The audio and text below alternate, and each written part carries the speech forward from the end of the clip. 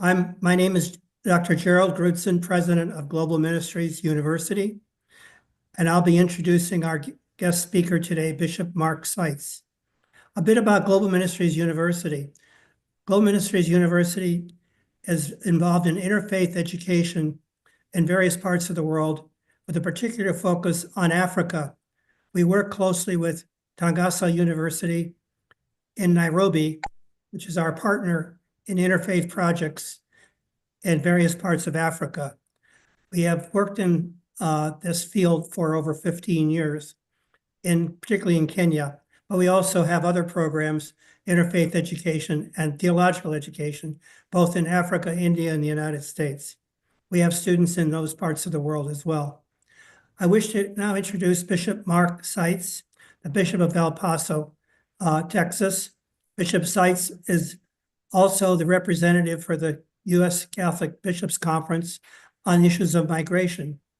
He has previously been affiliated with the Diocese of Dallas. He has a background in immigration work. He wrote a very powerful article that I read in America Magazine on the issue of migration. And has given many interviews on the issues facing the United States on immigration after the present administration took over. So we welcome Bishop Mark Seitz for his talk today on immigration. Thank you so much, Bishop Seitz, for joining us. Thank you very much, Doctor, and greetings to all. Thanks for your kind introduction. I'm very honored to be part of this online gathering to promote the ideals of Fratelli Tutti and to present alongside so many distinguished speakers.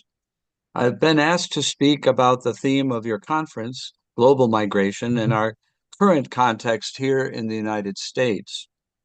To put it succinctly and very bluntly, but still to understate, these are challenging times. We are only a couple of weeks into the new American administration, but in that time, we've seen a number of disturbing actions. The near total closure of the border to the vulnerable, backed by the force of the United States military. The suspension of critical programs for international refugees. The ending of several critical legal channels for migration in the region and actions to terminate legal status for those with TPS. An attack on the rights to citizenship guaranteed by the 14th Amendment of the Constitution of the United States. Calumny against organizations providing a humanitarian response at the U.S.-Mexico border. Highly publicized workplace and neighborhood enforcement actions which have seeded fear in communities throughout our country. A reversal of a policy restraining non-essential immigration enforcement actions in hospitals, community centers, schools, and churches. The forcing of concessions from our neighboring countries, Mexico and Canada, to further militarize their borders through economic threat. The suspension of important humanitarian aid to countries in the region meant to mitigate the need to migrate.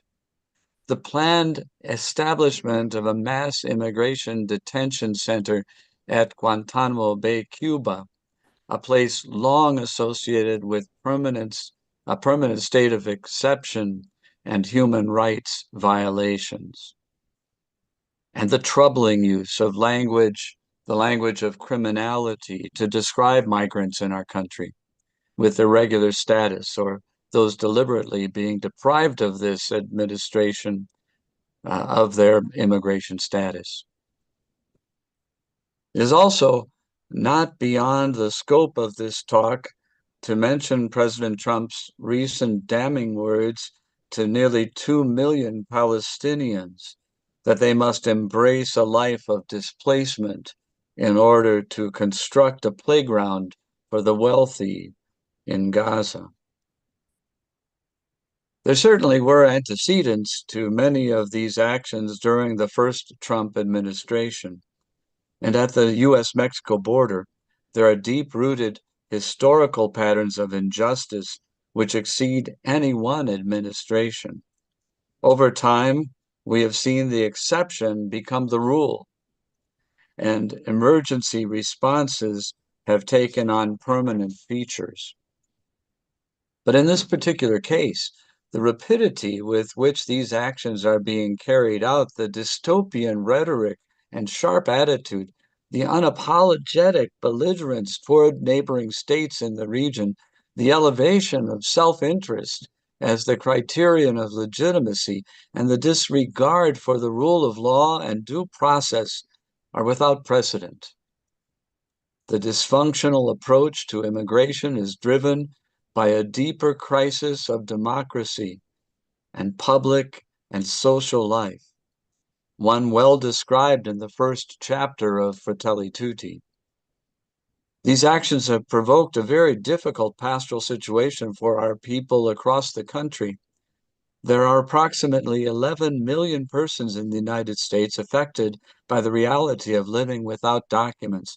22 million persons across the country live with someone who is undocumented.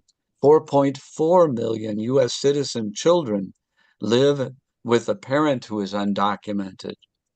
More than half of this population have lived in the country for more than a decade, and many of them for more than 20 years.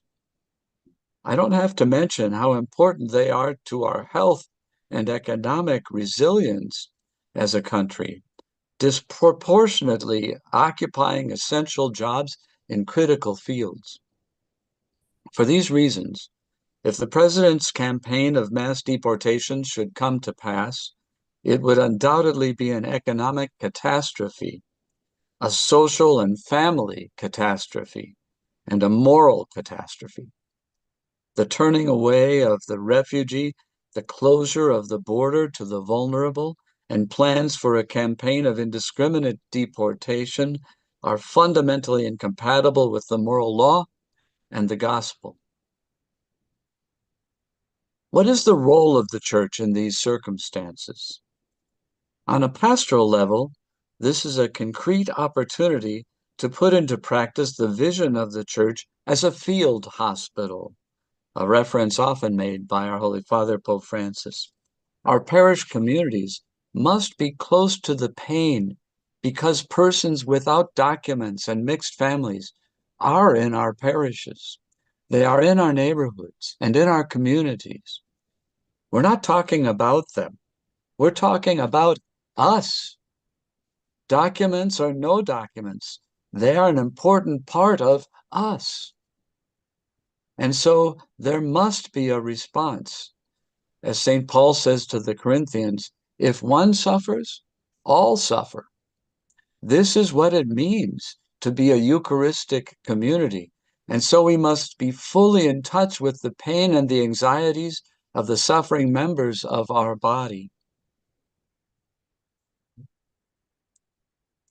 And the anxieties of the suffering in the church.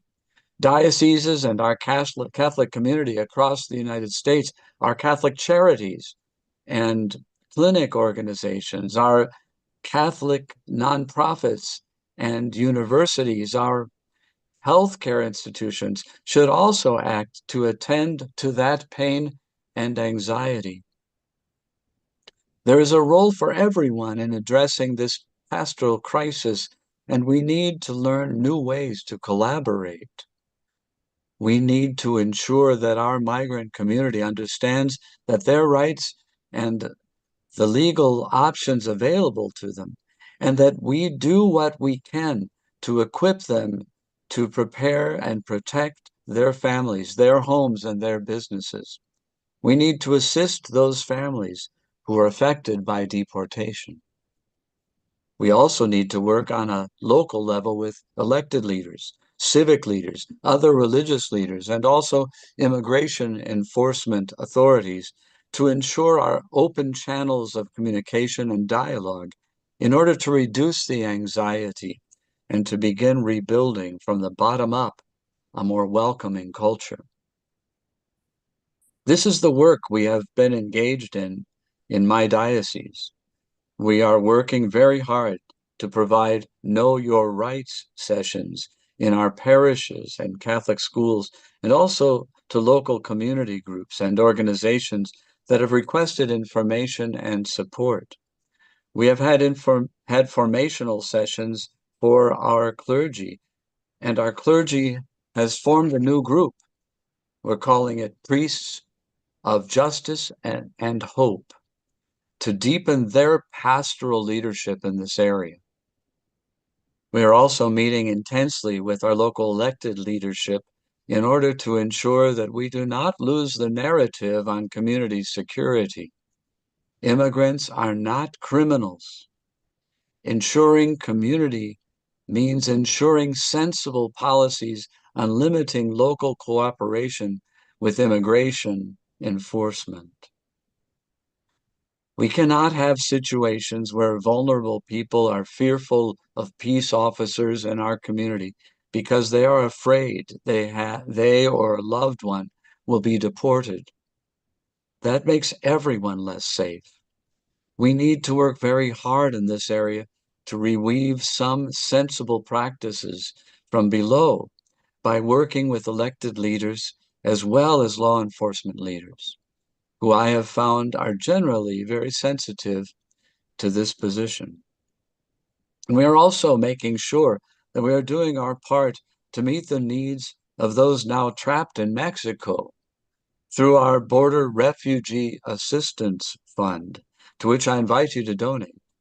We are providing support for shelter, medical care, and psychological assistance to vulnerable migrants in Ciudad Juarez, the need for which will now only increase with the effective suspension of asylum and the surge in deportations. We also need to speak out. The gospel demands it. We need to be prudent, but we need to mix our prudence with a healthy dash of boldness. I am very pleased with the strong response that we've seen in public statements from state conferences of bishops across the country and from individual bishops in support of the migrant community right now, and for the tremendous amount of support that they have offered to me personally. On a deep level, Americans know that immigration is part of our national story. And I really believe that by working against the grain of the isolation and atomization, wrecking our national life, by building community on a local level, we can plant the seeds for a renewal of our civic and public culture. Last weekend, I traveled to one of the more rural areas in my diocese where people tend to be more conservative. I was celebrating Mass in a parish, and the community asked if there could be a speaker at the end of Mass. It turned out to be a Colombian migrant. His name, interestingly enough, was Jesus. In this, our new context, Jesus had already made the decision that he was going to self-deport and return to Colombia, his native country. But he wanted to thank different members of the parish community. He wanted to call people out individually, thanking them and reciting phrases from Matthew 25 as he did so. I was hungry, and you gave me food. I was thirsty, and you gave me drink. I was a stranger, and you welcomed me. There were tears all around. The parish community, because of the rhetoric and actions of this administration, was losing one of their neighbors. The community is impoverished by that loss. What is really under threat right now is our ability to be neighbors to one another. That is what racism, xenophobia, and inflammatory anti-immigrant rhetoric does. It erodes our ability to be neighbors to one another. This is what gives the encyclical Fratelli Tutti its relevance to our times. It says that the priority mission territory for the church today is on the terrain of rebuilding community and human fraternity amid so much cultural, economic, and political wasteland. Christians need to be artisans and bridge builders of renewed and reconciled humanity. This is the work of Eucharistic communities. This is why it's become clear to me that this moment of crisis is also a real moment of opportunity for our church and people of faith throughout the world. The Holy Father has called us as a church again and again to embrace the need for pastoral conversion, which is reorienting our structures and institutions so that we're able to engage in missionary work, in interfaith work today.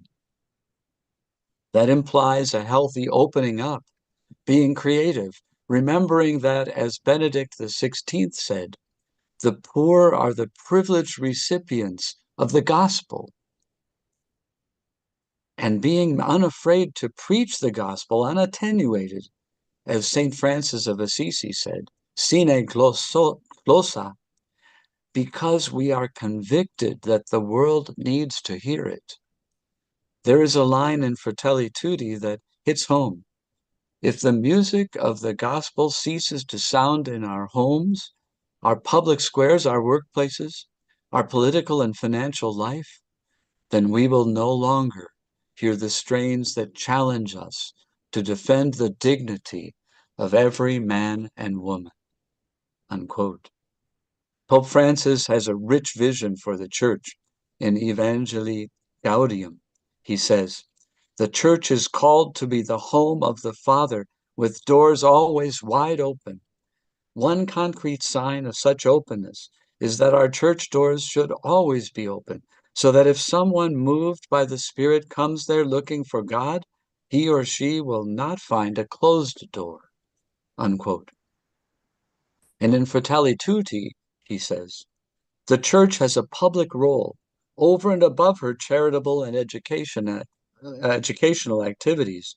She works for the advancement of humanity and of universal fraternity. She does not claim to compete with earthly powers, but to offer herself as a family among families. This is the church, opening to bearing witness in today's world, open to faith, hope, and love for the Lord and for those whom he loves with a preferential love. A home with open doors. The church is a home, and in imitation, is a home with open doors because she is a mother. And in imitation of Mary, the mother of Jesus, we want to be a church that serves, that leaves home and goes forth from its places of worship, goes forth from its sacristies in order to accompany life, to sustain hope, to be the sign of unity, to build bridges, to break down walls, to sow seeds of reconciliation. The moment of challenge we are undergoing right now in the United States is an opportunity for our church to build bridges, to break down walls, and to sow seeds.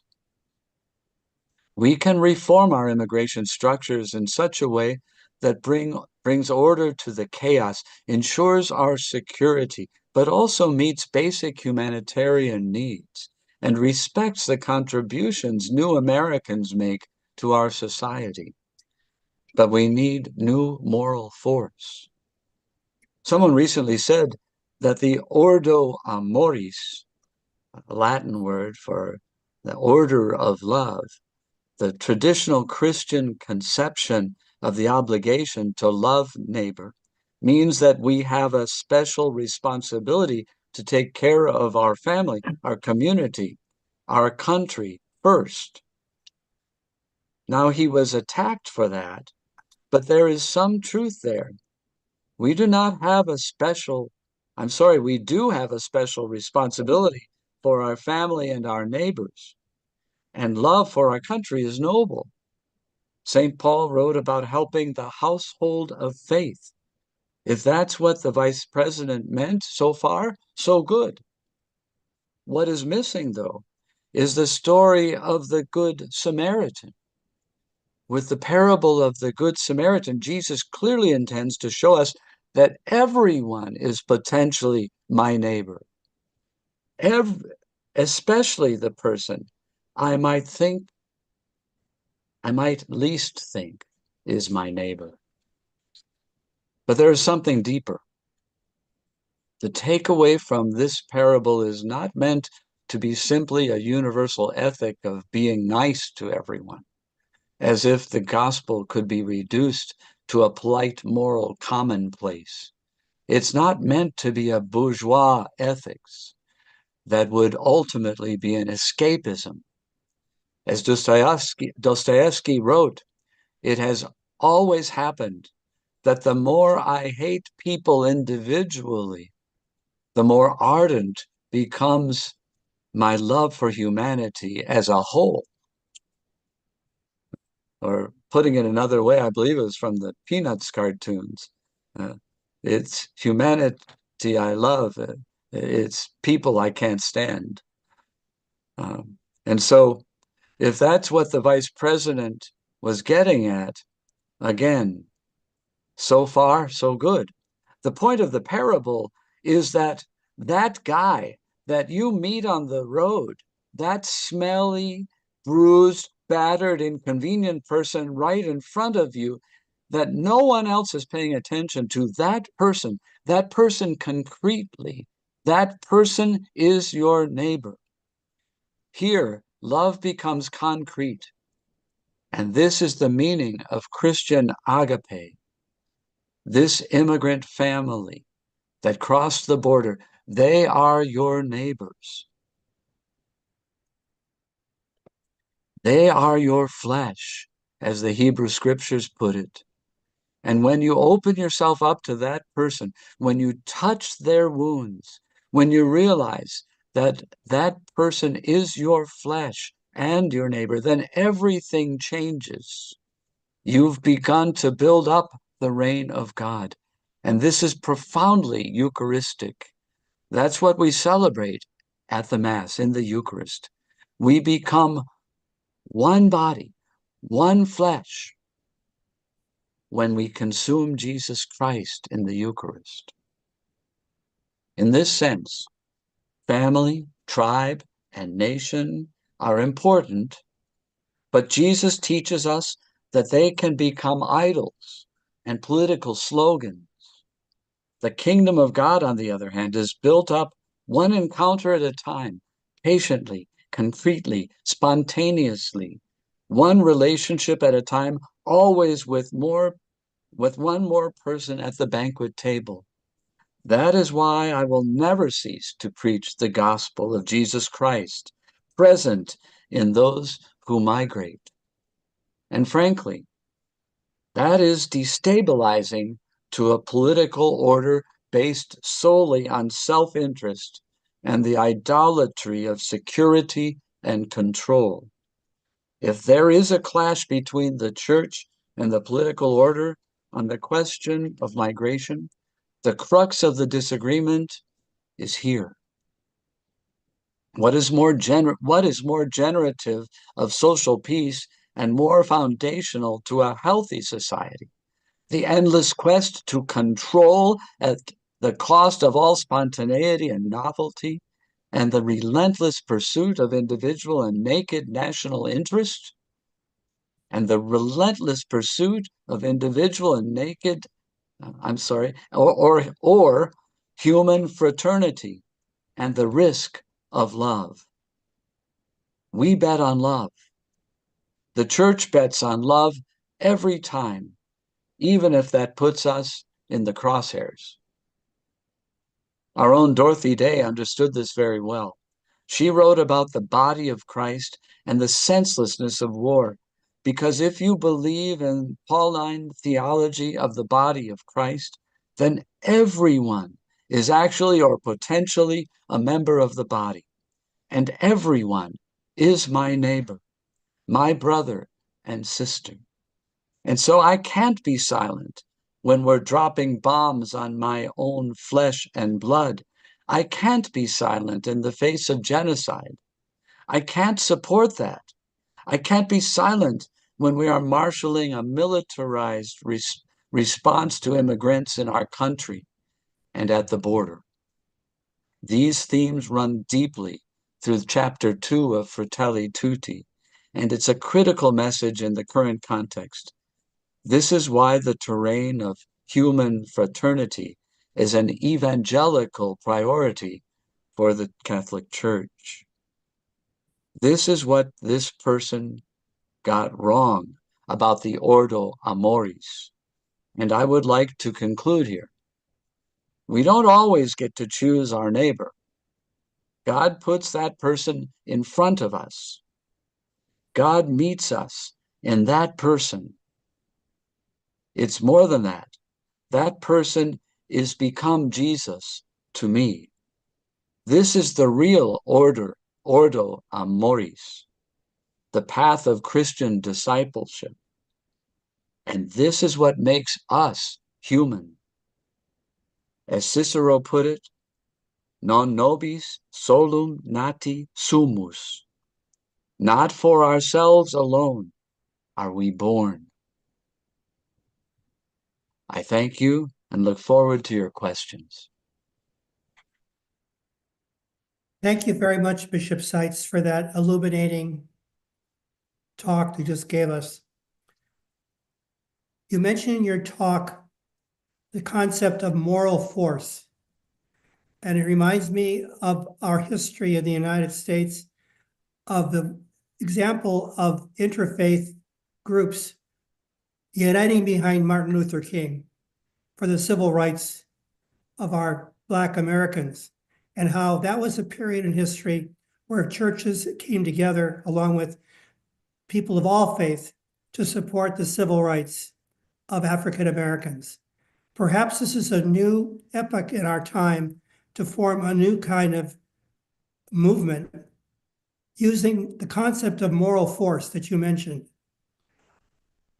How would you see that as a possibility for today around the issue of immigration, the need for moral force to marginalize, to mobilize our faith communities to speak out and to march for justice for these people? Anyway, that came to mind when you mentioned the term moral force. Absolutely.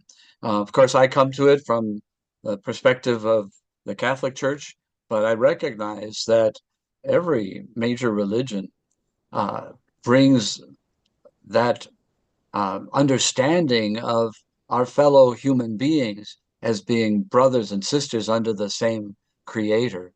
And so this certainly is an opportunity for us to come together and to proclaim in a public way our unity on these fundamental issues.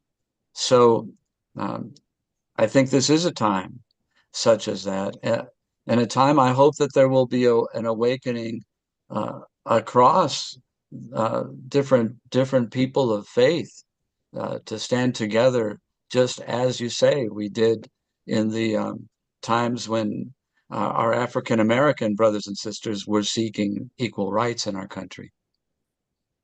Thank you, Bishop Seitz. We have a comment from Margaret Mary.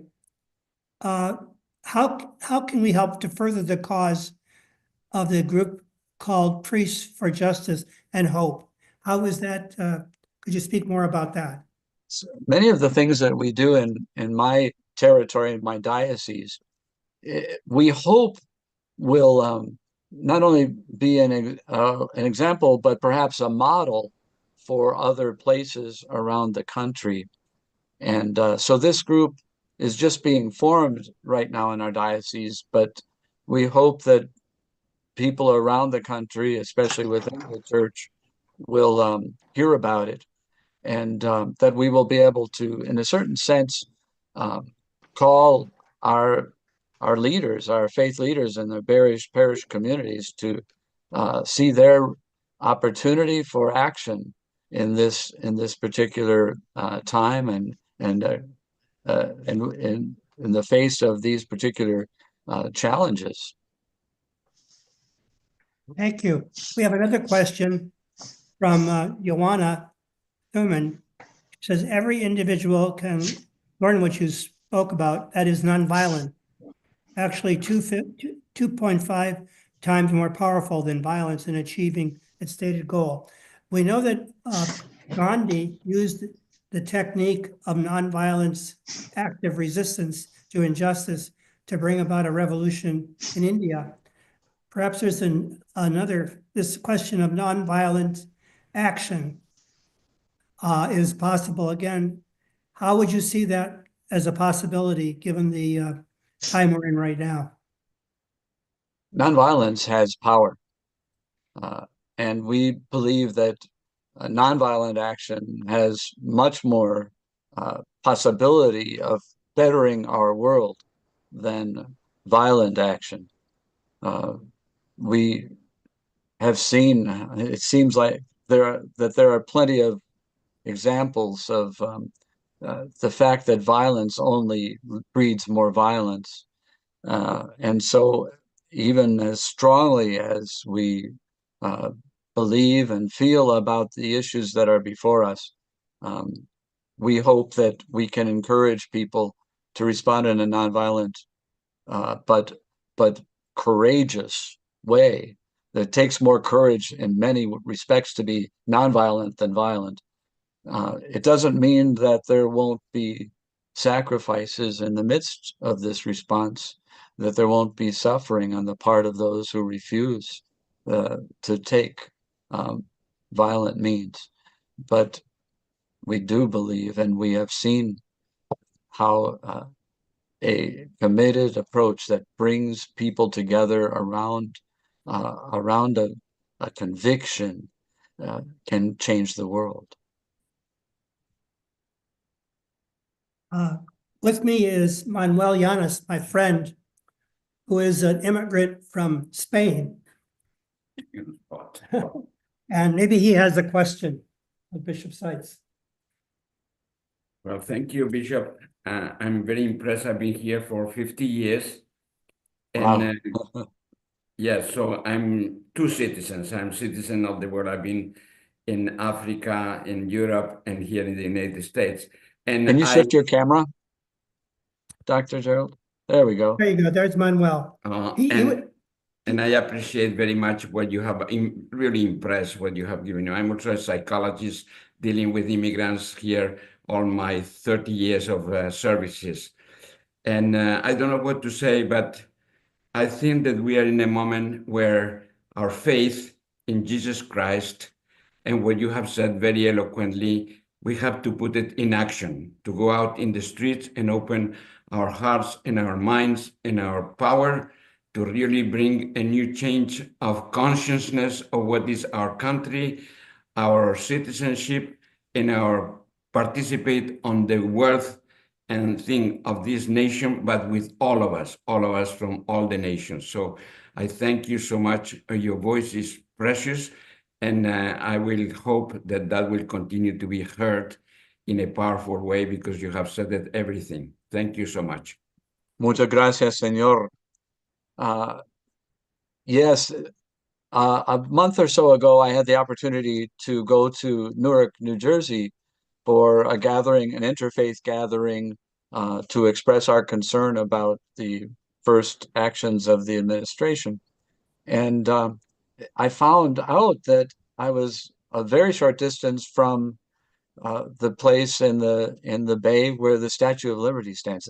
And I hadn't seen her for many, many years. And I felt her calling to me, you know. So I went to the park that overlooks that bay. It was rather cold, but there she stood, and the sun was setting. The light of her lantern came on, and I had to think how sad she must be today, but she is faithful. She continues to raise her light, inviting those who the world's so-called refuse, the poor, to our shores. as they have through the history of our country. I've found welcome here, although we have to say our history is certainly mixed, but it made a unique country in the history of nations.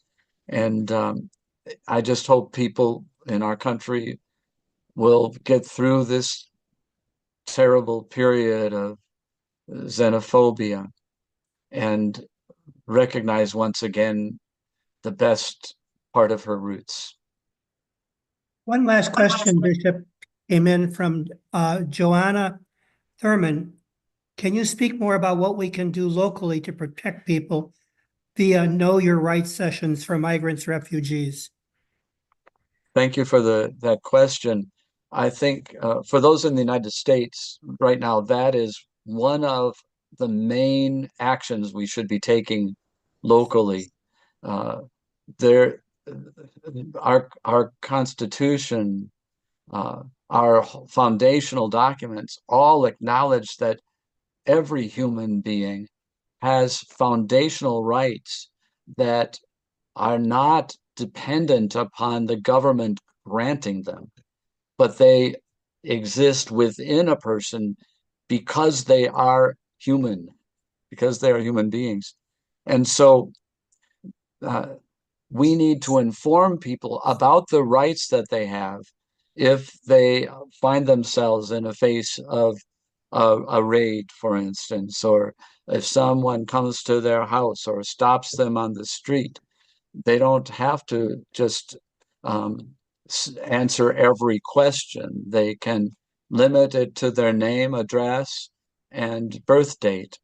And beyond that, ask for a lawyer, because we believe in our country in due process for every person. And we've seen in the past where people who had a clear claim to be able to be in this country, some of whom were even citizens, have been deported summarily without sufficient attention to their background.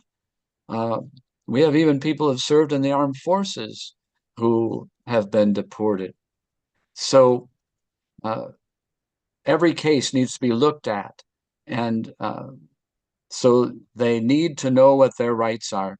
And people who have responsibility for institutions, such as schools and hospitals and so on, they also need to know what to say if someone comes to their door.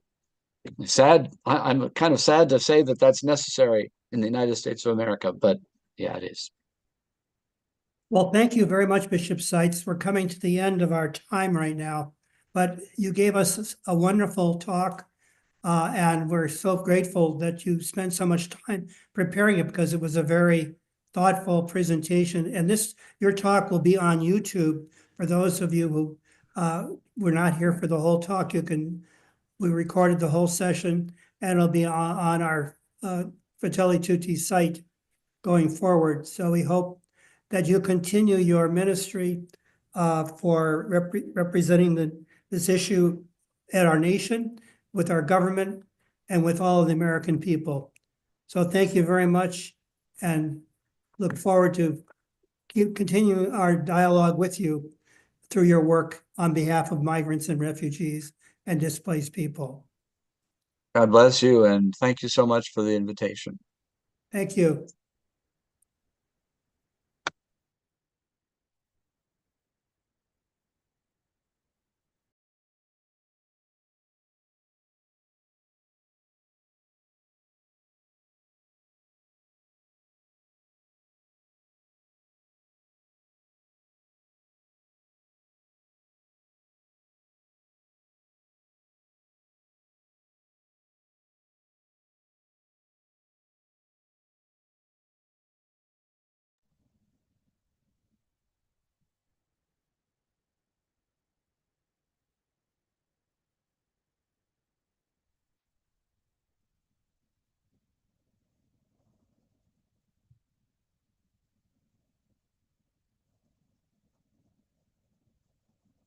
Not sure what happened, but hello, everybody. Hello, Celine. Yeah. Hello, Susanna. Where are you calling in from? I'm calling in from Washington, D.C. Oh, nice. We're calling in from the Chicago area. Okay, okay. We are going to wait a little for about 5 minutes before we start. I will be moderating this session. So in Chicago, what are you doing at the moment before we begin? Well, we just had to face a lot of ice. We had an Mhm. ice storm.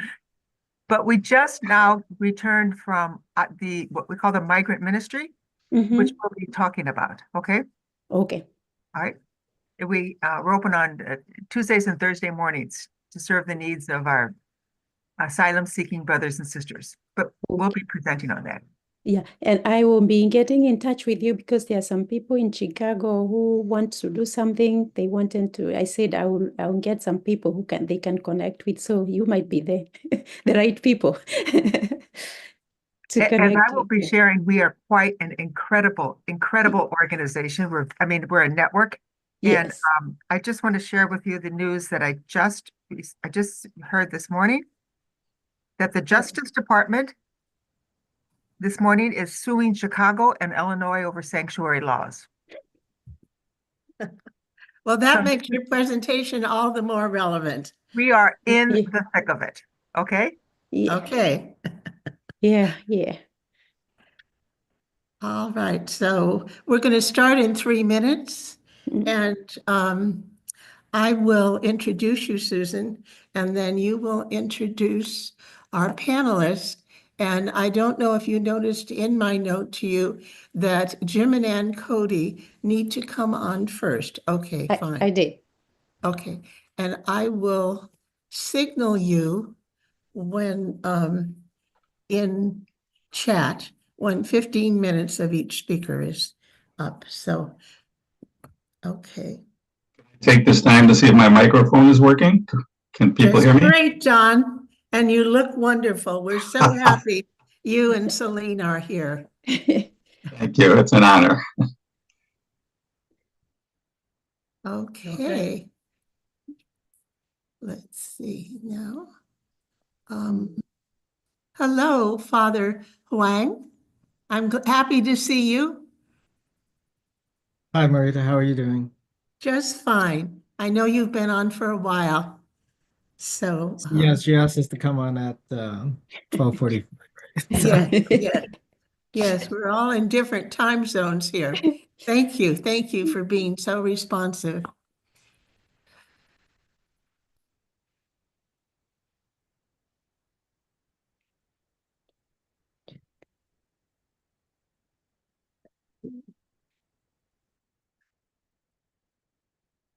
Youssef, Yes. are you going to do a countdown for me, or shall I just? No, you can continue. I'm not on YouTube yet, am I? No, you are on YouTube. Oh, all right. All right, fine. Well, welcome everyone.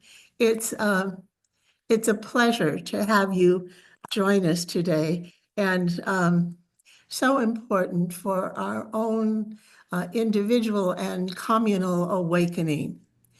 I'm very grateful to have had the following moderator, Susan Nchubiri, and our 5 or 6 panelists all say yes to being here today. And so we're very grateful for them.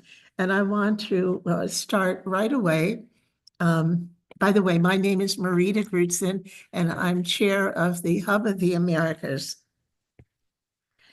Our moderator today is Sister Susan Nchubiri, who is a Maryknoll sister of St. Dominic. She was born and raised in Nairobi, has 2 master's degrees, one in peace studies from Notre Dame, and another from a master's in rural sociology and community development from the University of Nairobi.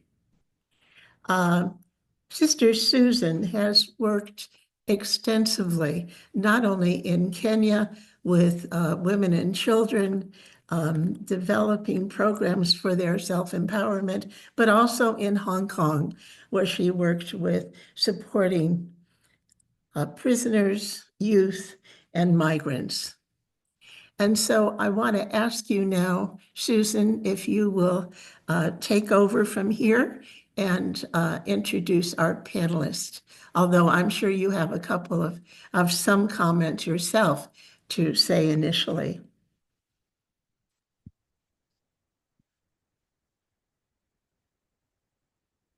Thank you, Marita, for that introduction. And I would like to say welcome and thank you to everyone for joining us today as we reflect on this year's conference theme, Belonging Together, Migrants, Refugees, Displaced People, and Global Solidarity. Last year, Pope Francis reminded us that all of us, God's people, are migrants on this earth. He also urged us to see Jesus in the faces of migrants, asylum seekers, and refugees. For Francis also themed the last year's World Day of Migrants and Refugees, God walks with his people. He said to us, and I quote, "Let us take our most vulnerable brothers and sisters by the hand, recognize in them the face of Jesus, and share a part of the road together." End of quote.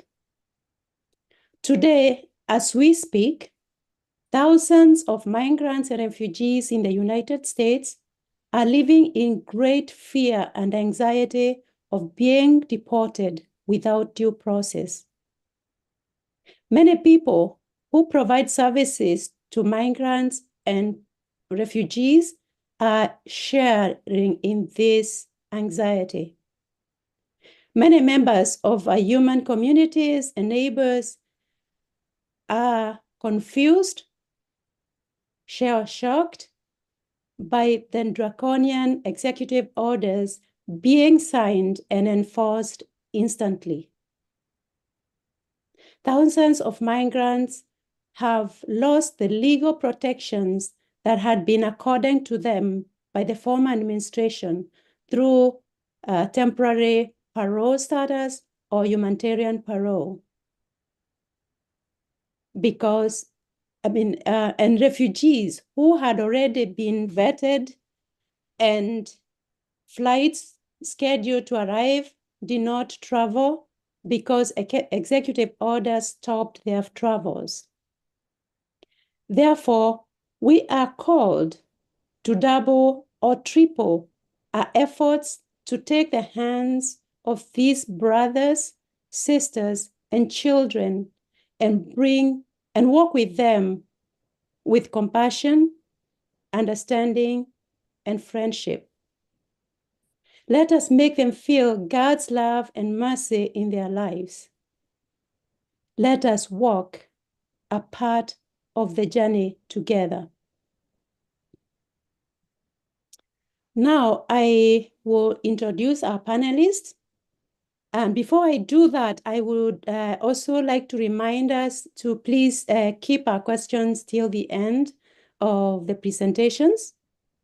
We shall have a Q&A session at the end. Each panelist has, of our panelists, I've got 15 to 20 minutes. However, we have got pairs, so the pair will be sharing 15 and 20 minutes. And I will give a signal at if you're speaking more than 15 minutes, then I will give you a signal at a countdown of 3 so that you will be able to summarize. So I am really, really privileged and honored to introduce two pairs of my Maryknoll family. And the first pair is Jim and Ann Cody. Jim and Ann met as two Peace Corps volunteers in the 60s in Colombia, South America. Ann and Jim have been Maryknoll affiliates for 25 years. Ann is a retired social worker, and Jim is a retired architect. They will focus on what to do when ICE comes. Ann and Jim, please take over the floor. Thank you.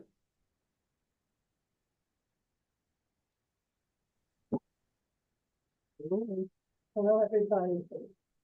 Thank you for inviting us. I volunteer at a free clinic, and as soon as the election happened, we knew we had to do something more to protect our patients, who are about 85% immigrants, because we serve people who don't have health insurance. So we looked through the information we have for immigrants, and it was very, very word heavy and difficult to understand. So we decided, but through that, we learned about the red cards that we're going to talk about. And we also decided that we needed to do something that was very simple and very graphic to let people know immediately and quickly what to do if they encounter ICE knocking at their door. So we came up with this graphic.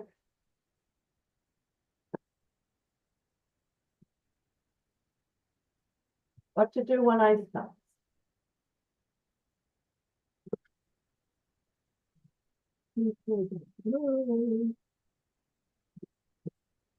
Okay.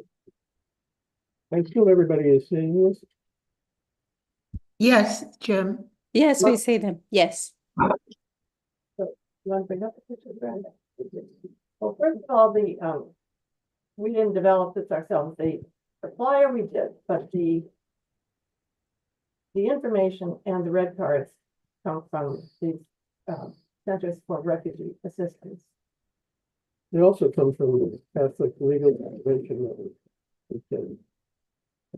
we've been using the red cards. It's just recently come to our attention that the cards were available in the local parish for. Okay, so everyone in the U.S., regardless of has certain rights and protections. Bishop Seitz mentioned that. These red cards they're about the size of a credit card. You can carry them in their wallets, in their pockets, have them with them at all times, especially when ICE knocks on the door. So this is what the cards say. On one side is English that they can actually show through the window or slide under the door for the ICE agent. I do not wish to speak with you, answer your questions, or sign or hand any documents based on my Fifth Amendment rights. And you can read out, I do not give you permission to enter my home based on my Fourth Amendment rights. I do not give you permission to search anything. I choose to exercise my constitutional rights. On the other side, in Spanish, it's more instruction of what to do. First of all, don't open the door. If an immigration agent is ringing the door, you don't have to open the door. You don't have to answer any questions. Don't sign anything until you can consult with an attorney. And you can slide the card under the door, or as I said before, show it in the window, the English side, to the agent, to let them know that you are consciously exercising your rights as an immigrant. These are cards that are being distributed through our diocese and parishes that were designed by the Bishop's Clinic. And as you know, it's pretty much it's the same information, but different wording, and more emphasis on contacting an attorney. These are the flyers that Jim designed. to very simply explain to somebody what you need to do. Some of our patients are not literate. And so we felt that they needed a graphic explanation and in very simple sentences. Right away, what can you do? Don't open the door. Ananji, could you speak closer to your mic because people are not hearing clearly, please. Thank you. No, I can't change it. Take away. Okay, so this is the flyer that Jim designed. Can you hear me now? Okay. Very simple, very graphic, and can very quickly be understood. Don't open the door if they're knocking at the door. You don't have to say anything. You can remain silent and show them the red card. Slide it under the door or show it in the window. What we did over Christmas time, we had a family gathering, a happy hour, and so we ordered 500 cards and had 500 copies of this flyer made up, and we had to staple them together. So as a family activity, it took about 45 minutes to get all of these put together. This is how it looks when the card is stapled to the flyer. Yes, and we have been passing them out. And I'll get to that in the next slide. But there's another, there's a QR code that for employers tells them what they can do if their business gets raided. We are in rural Wisconsin and surrounded by dairy farms. The 90% of whom have their labor force is immigrant.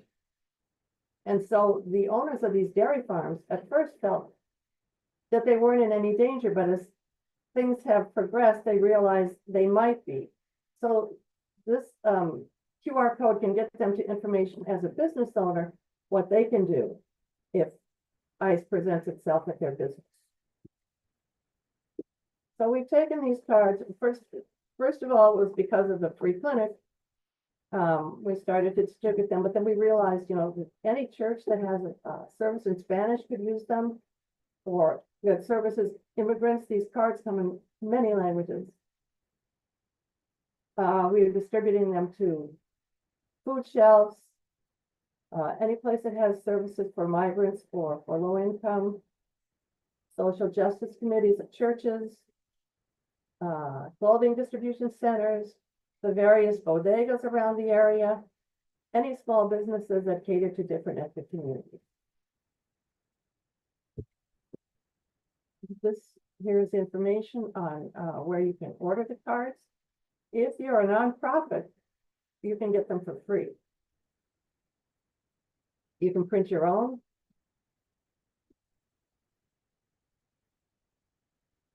You can have them directly sent to you. Well, you can have there is a printer out, and I'm sure most of the folks here in this call are aware of the red cards that certainly been storing inside. But they are there is a printer out on the West Coast where it can be ordered from for business and private attorneys and larger orders than what we were anticipating, although I think we're pretty much done with the stock of 500. And then we had the flyer that was actually, that cartoon flyer was really based on material that we've gotten from other the other organizations that we talked about at the very beginning, and just compiled into a single-sided sheet, just to keep it simple and upfront about what this is all about.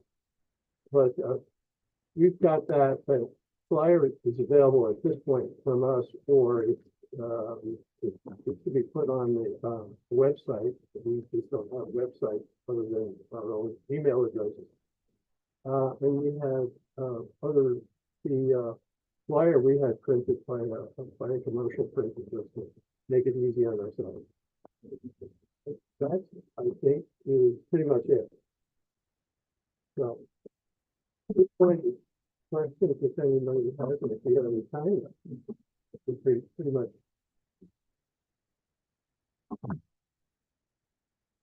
Thank you, Jim and Anne. We will take a question before we move on to the next presenter. Since you did well, and thank you for the information. It's very informative. If anyone has a question, people are having issues hearing you clearly.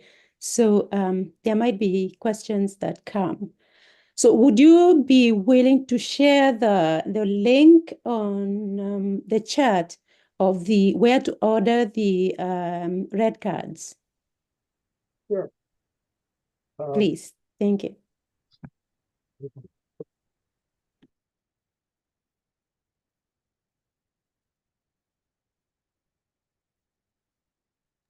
Okay, there is a question from Monica. When do you find a lawyer to call?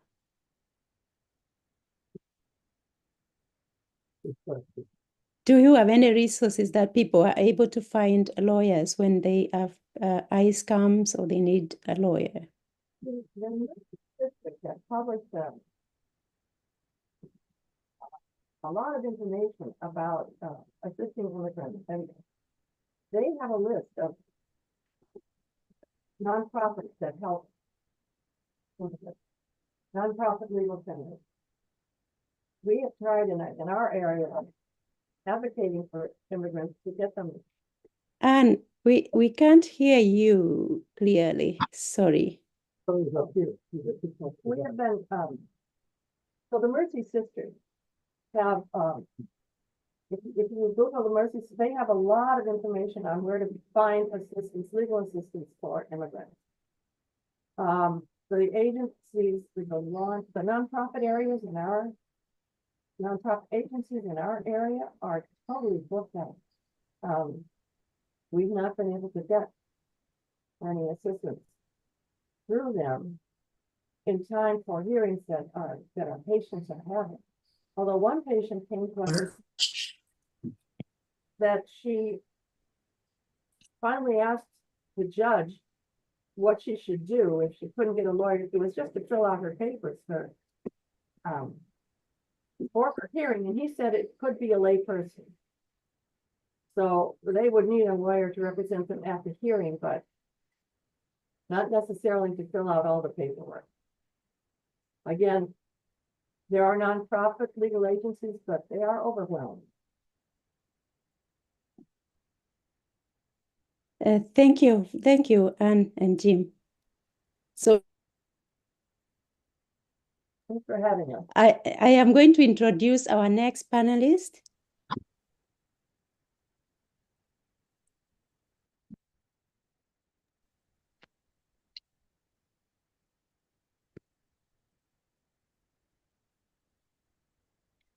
So our next speaker is Father Linh Hoang, OFM.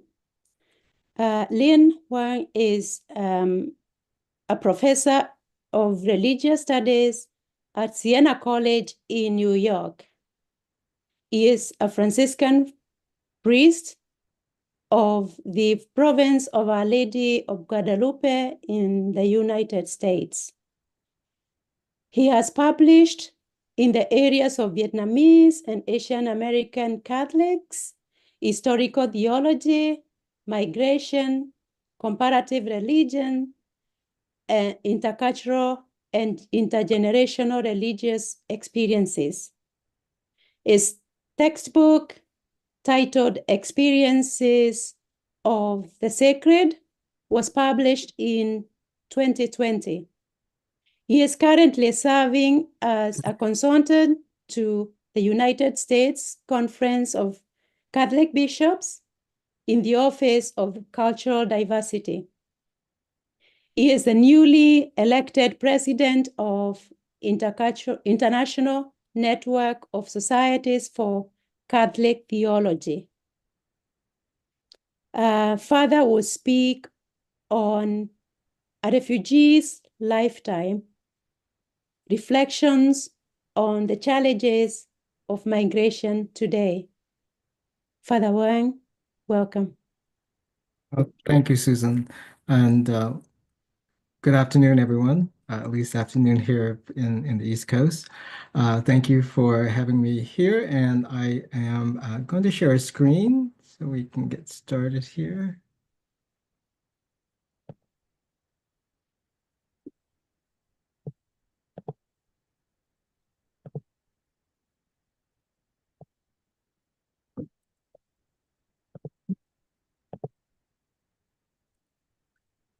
So my reflection is really twofold. It is using my own background as a means to engaging in the ongoing conflicts and also challenges of not only immigration, but also refugee experience in the United States and worldwide.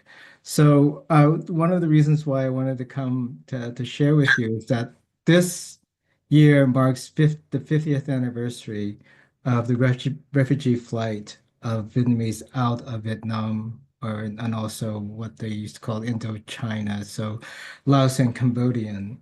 My family left in 1975, a few days before the fall of Saigon. So the picture I have there is showing sort of the escape itself. My own experience of escaping, I'm going to sort of talk about a little briefly, is that my dad knew that Saigon would fall, and either our family had to leave a few days before, and so he took myself and my siblings. I was the youngest of six, and at that time I was four, and my sister was 12. And we went to the coast from Saigon, which was about an hour away. Because we didn't have a boat, my dad hijacked a boat, got his kids on the boat, and then made the ship owner or boat owner take us out into the ocean to meet the ship. So we drifted for about 4 days without food or water until we came upon the American ship. And so our experience is not unique, is one of many other ships, boats who were trying to meet the American ships as they were leaving. So from that point, we then were saved, rescued by an American ship as they were leaving Vietnam. And then we were taken to the Philippines, then to Guam, then to the Wake Islands, then to Hawaii, and then to one of the refugee camps in the United States. We ended up in Arkansas. So as you know, the refugee resettlement program in the United States was very well equipped and organized in 1975 to bring in 175,000 Vietnamese and Laotian and Cambodian to its shore. So that background sort of gives us understanding that the U.S. can prepare itself to welcome others, especially at times when there is great need. And that time it was great need. But what has happened in the interim, for me at least, is that this memory has stayed with me throughout. So it has been included in the work that I have done and also what I am teaching right now to my students. And I'm also really concerned about what are the numbers currently that are out there. So I want to share with us that since this is from a year ago, that the forcibly displaced people, they're about 110 million people. Of that number, 35.3 are refugees, and of the 35 million refugees, 35,000 million are, of those 35 are 5.9 are Palestinian refugees or are still displaced. And there are 62.5 million internally displaced people, 5.4 asylum seekers, and 3.4 Venezuelans who are still considered to be displaced. Interestingly, refugees are those who fear persecution for how they think, who they are, and fear of going back to their country. Most actually don't leave their national borders. Only about 5% actually do leave their borders of that. And on your right side, you can see that the countries where most are coming from at this point, from Syria, Ukraine, Afghanistan, South Sudan, and Myanmar, or Burma, as it was called. And of the top 5 host countries, we see that Iran, Colombia, Germany, and Pakistan. So the quote unquote the only sort of Western European country is Germany, and we don't see anything from the North or South American region in the top 5. But just sort of to sort of wrap our head around the numbers of people who are being displaced and forced out. The pictures sort of tells what is the plight around the world. We only think about maybe within a certain region, but I think these camps, and I know that when my family left our camps, they stayed open for 20, 30 years after. And I have still heard that there are people in camps in the Philippines and in parts of Hong Kong who haven't been able to leave. There are young kids, young Vietnamese kids who left in the 80s who are still in camps today and are still trying to find their way out. So refugee camps that have been erected to house people, some of them, if they can resettle people in different places, will close, but those who don't, they will still stay open to house refugees. And I don't have the number of how many refugees are still in camps around the world today, but I think that number should also be something that we can be concerned about. So as in the US, as far as I know, we have not forgone the UNHCR 1951 Convention or the 1967 Protocol, so that the international community did agree to the non-refoulement of refugees, that refugees have a right to work when they're resettled in a country, they have a right to housing, to education, to freedom of movement within the country they've been resettled in, and receive identity papers. Because for many people who flee their countries, they don't have the time or even the opportunity to gather their important documents. My family's example is that we became a stateless people because our country stopped to exist. It took on a new identity, so our passport or our papers did not make sense to anybody because the country I was born into doesn't exist anymore, at least in the name in which it has been changed to. So identity papers are important to refugees and also the access to courts. I don't believe at this point yet we have forgone these international agreements, but I don't know. As we know, things are changing quickly in the US, but at this time we haven't heard that we've forgone these international agreements. What has occurred in the United States, is that the US refugee admissions program, the status is frozen. They're only taking case by case and determine in the what we say the term of a national threat to security. Legal pathways to refugees and immigrants now are restricted.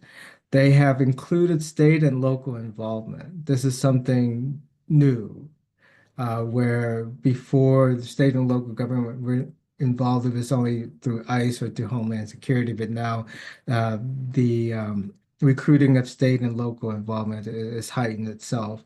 And we know Border Patrol heightened both in the north and southern border have increased, and the increase in deportation. Deportation, we know, has always been part of U.S. history. At this time, it is increasing at a high rate, but let's see what can happen to dissuade that. So a picture of what's happening at our border. I've heard that they are now continuing to erect the border wall in the southern part of the United States.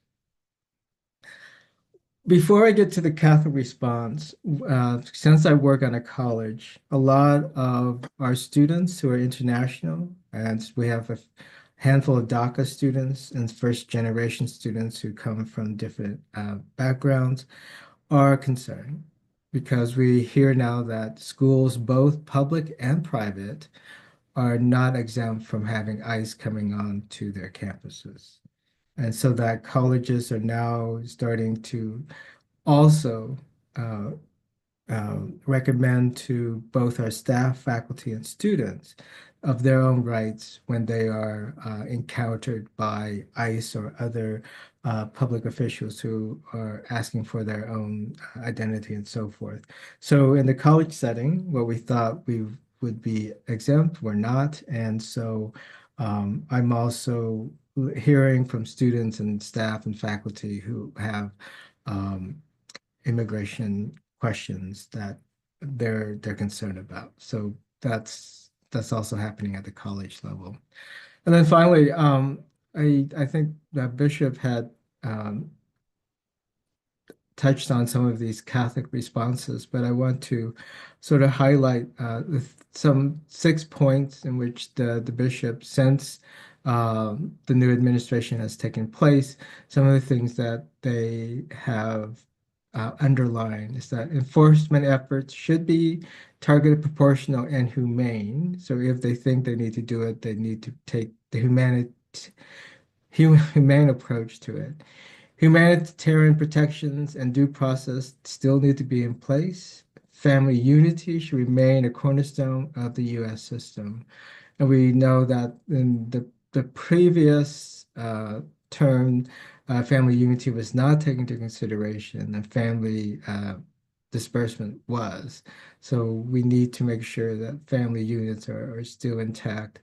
Long-time residents should have an earned pathway decisionship. That is now being halted in many ways.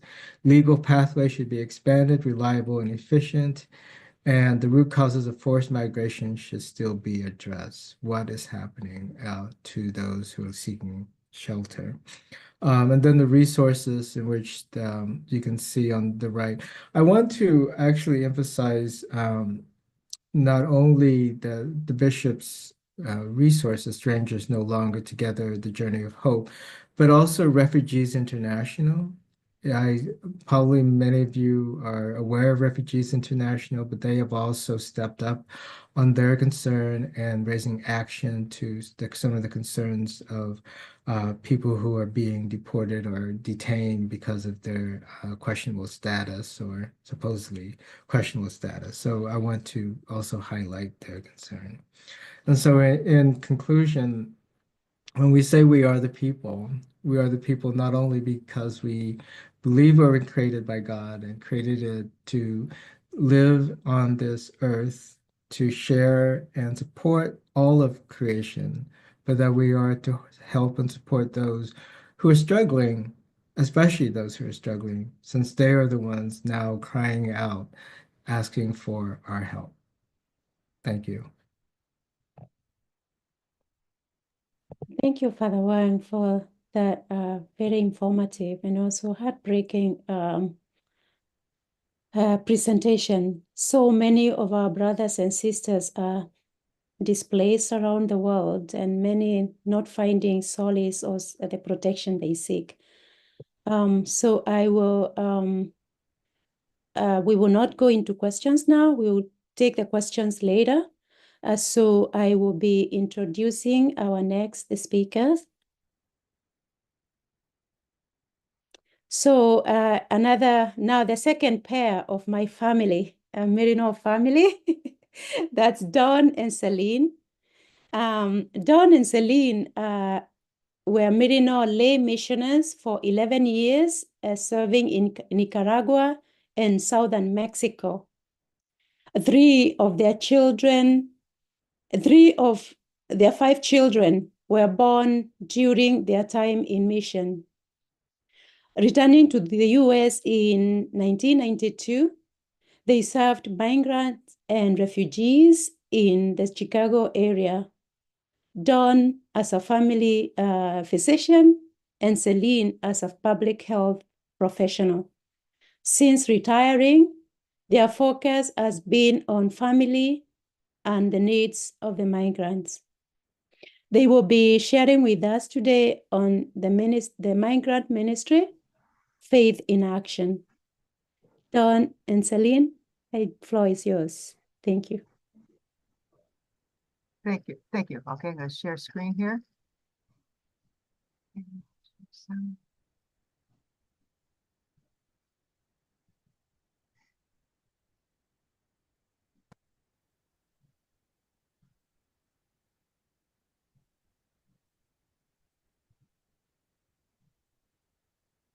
Are you seeing it okay? Are you seeing the? Yeah. Yes, we do. You're just seeing the one Slide. just the slide, right? Yes. Great. Okay, well, anyway, thank you, GMU team, for this invitation to share with you our ministry, our actions taken, our lessons learned, and our faith deepened.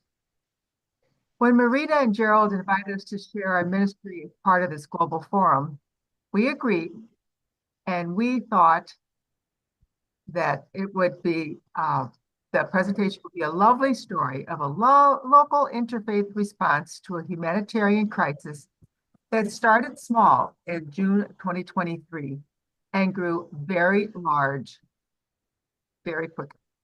All smiles and love and positivity, serving 1,000 migrants a month and enjoying broad support from numerous faith centers in the larger community. Well, in the last 2 weeks, since the Trump administration has been installed and his promise of mass deportation has begun, the situation is radically different. I sent Marita an email and asked how political we could get in this presentation. She wrote back and said that we are free to say what needs to be said to paint an accurate picture of what it means today in the United States to welcome the stranger and uphold the dignity of all persons, regardless of immigration status.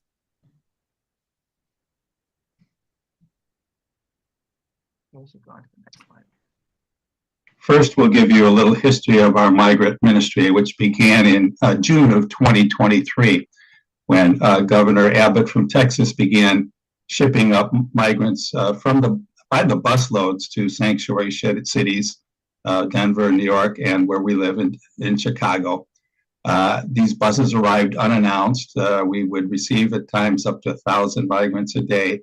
The city of Chicago began housing them in shelters, but soon ran out of space. So the migrants then began to be lodged in police station lobbies. And when the lobbies filled up, they were put outside on the sidewalks. And when the sidewalks filled up, they were lodging in tents in parking lots. The city provided them a place to stay, but did not provide them with any services of any sort. So the task of providing them with food, clothing, tents, bedding, fell to volunteer groups. And we became involved in one of those volunteer groups that at a local Chicago police station. It's just a few blocks from the border of the town in which we live. The photo on the left shows some of the migrants' tents that they lived in. And this is as the weather got colder and rainier in October in Chicago. One of the needs that the volunteers couldn't provide at the police station was getting showers for the migrants. So it was actually Celine who asked our parish priest if we could use an abandoned or unused rectory in a Catholic church that was just a few blocks from the police station.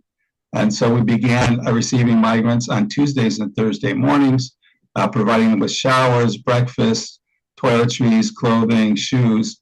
And as the weather grew colder, the need for coats and blankets became more urgent. We began receiving migrants in large numbers, not just from our local police station, but from police stations and city shelters all over the city. We were open 2 mornings a week, but we would see up to 250 to 300 people in a single morning. We quickly ran out of space in the rectory, so we had to move part of our operations into the church building itself, where we distributed shoes, coats, and blankets, and also oftentimes filled the pews with bags of clothing that we were sorting and storing until they could be distributed. In December of this year, we were able to move our operation to an abandoned school, Catholic school that was no longer in use. It was a little bit closer to the public transportation system, and we had a whole school building to ourselves we were able to continue our distribution of clothing, et cetera, but also we're able to expand our services to meet the long and short-term needs of the migrants. You can see a line of people waiting outside the church doors at 7 a.m. in the morning in early October on the right photo. We can move to the next slide. So we have been in this new building for a little over a year. We opened up in January of 2024. And as we have an entire school building, we are able to turn relatively large classrooms into what we call free stores, in which migrants can select clothing, sheets, blankets, towels, coats, boots, and toiletries. You can see here, here's the hallway. We have the flags of the different countries welcoming the migrants as they come in. And we believe in donations with dignity. So the clothing is displayed as if they were in a store and they can select what they want. We also have a playroom where children can be children and play after a very difficult trip north. Volunteers in that room are tasked with watching at times up to 25 playing children, but they're all retired grandparents, so they love it.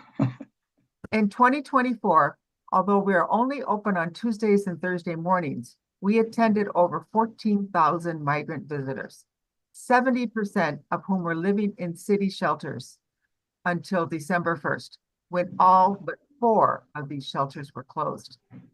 And many of our guests are still relatively recent arrivals, with 44% having been in the United States for less than 6 months. Our program is completely run by volunteers of many different faith backgrounds and supported by donations that come from near and far. In 2023, we even received a large shipment of coats from Salt Lake City. We received no government funding. Aside from providing breakfast and distributing the goods that Celine referred to, we also provide English as a second language classes, healthcare from Loyola University volunteer physicians, immigration support services, and social services through a social service agency. The most popular of these services right now is the immigration support services, which help people to fill out their asylum applications. And as you can imagine, people are chomping at the bit right now to get these applications filled out and submitted to the government. In addition, we help resettle and are accompanying 17 migrant families in the community, providing them with rental assistance, food assistance, mentoring, and in general, help teaching them how to live in the United States and a new culture. Next slide. But 2 weeks ago, President Trump took office and the immigrant and migrant situation changed drastically. We had to prepare ourselves for the possibility of ICE, that is the Immigration and Customs Enforcement, which is the immigrant police, coming to our center. Understandably, the migrants are now afraid to leave their homes for fear of encountering ICE. Our numbers are down, a pattern repeated throughout immigrant neighborhoods where stores are empty, streets are quiet, and children are kept out of school. But we will not be deterred. We have kept our doors open and enacted certain security steps.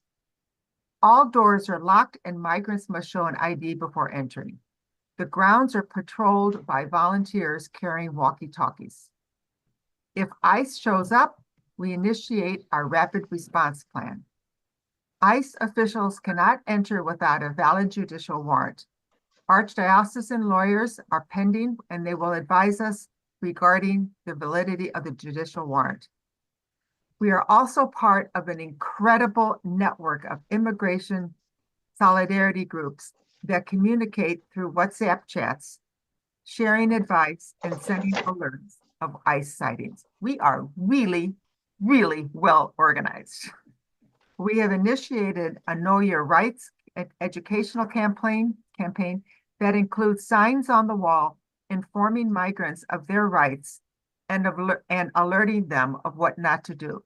So here are some of the signs that I created. This one says, know your rights. This one says, what not to do if stopped by ICE.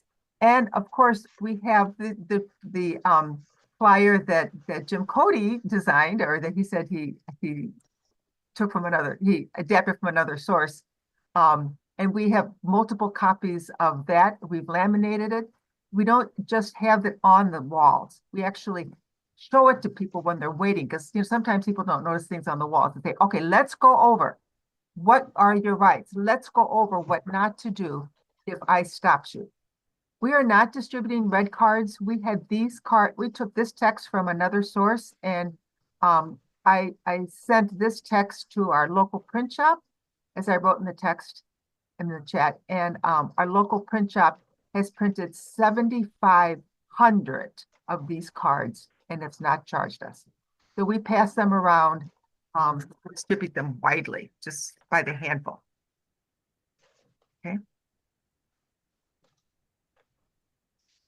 Done? No, you're right. This is your reflection. Okay. All right. Except for Native Americans, we are a nation of immigrants. Immigrants are the fabric of our nation and make it stronger. We see in the migrants the faces of our own ancestors. Judeo-Christian sacred scripture teaches us that all human beings are created in the image of God and merit dignity and respect. In the face of violence or desperate poverty, people have a right to migrate to survive. And I just want to point out that absolutely darling picture of the little girl in a monarch costume. This is from the Halloween parade that we had. And this little girl found this costume and she put it on. Monarchs are the symbol of our migrant efforts, because monarchs need to migrate across countries to survive. Currently, immigrants and migrants experience terror, confusion, and the threat of being separated from their loved ones. We are called to bring light and hope through their unshakable faith that God will take care of them. We are called to bring light and hope by advocating for and serving them in other vulnerable populations.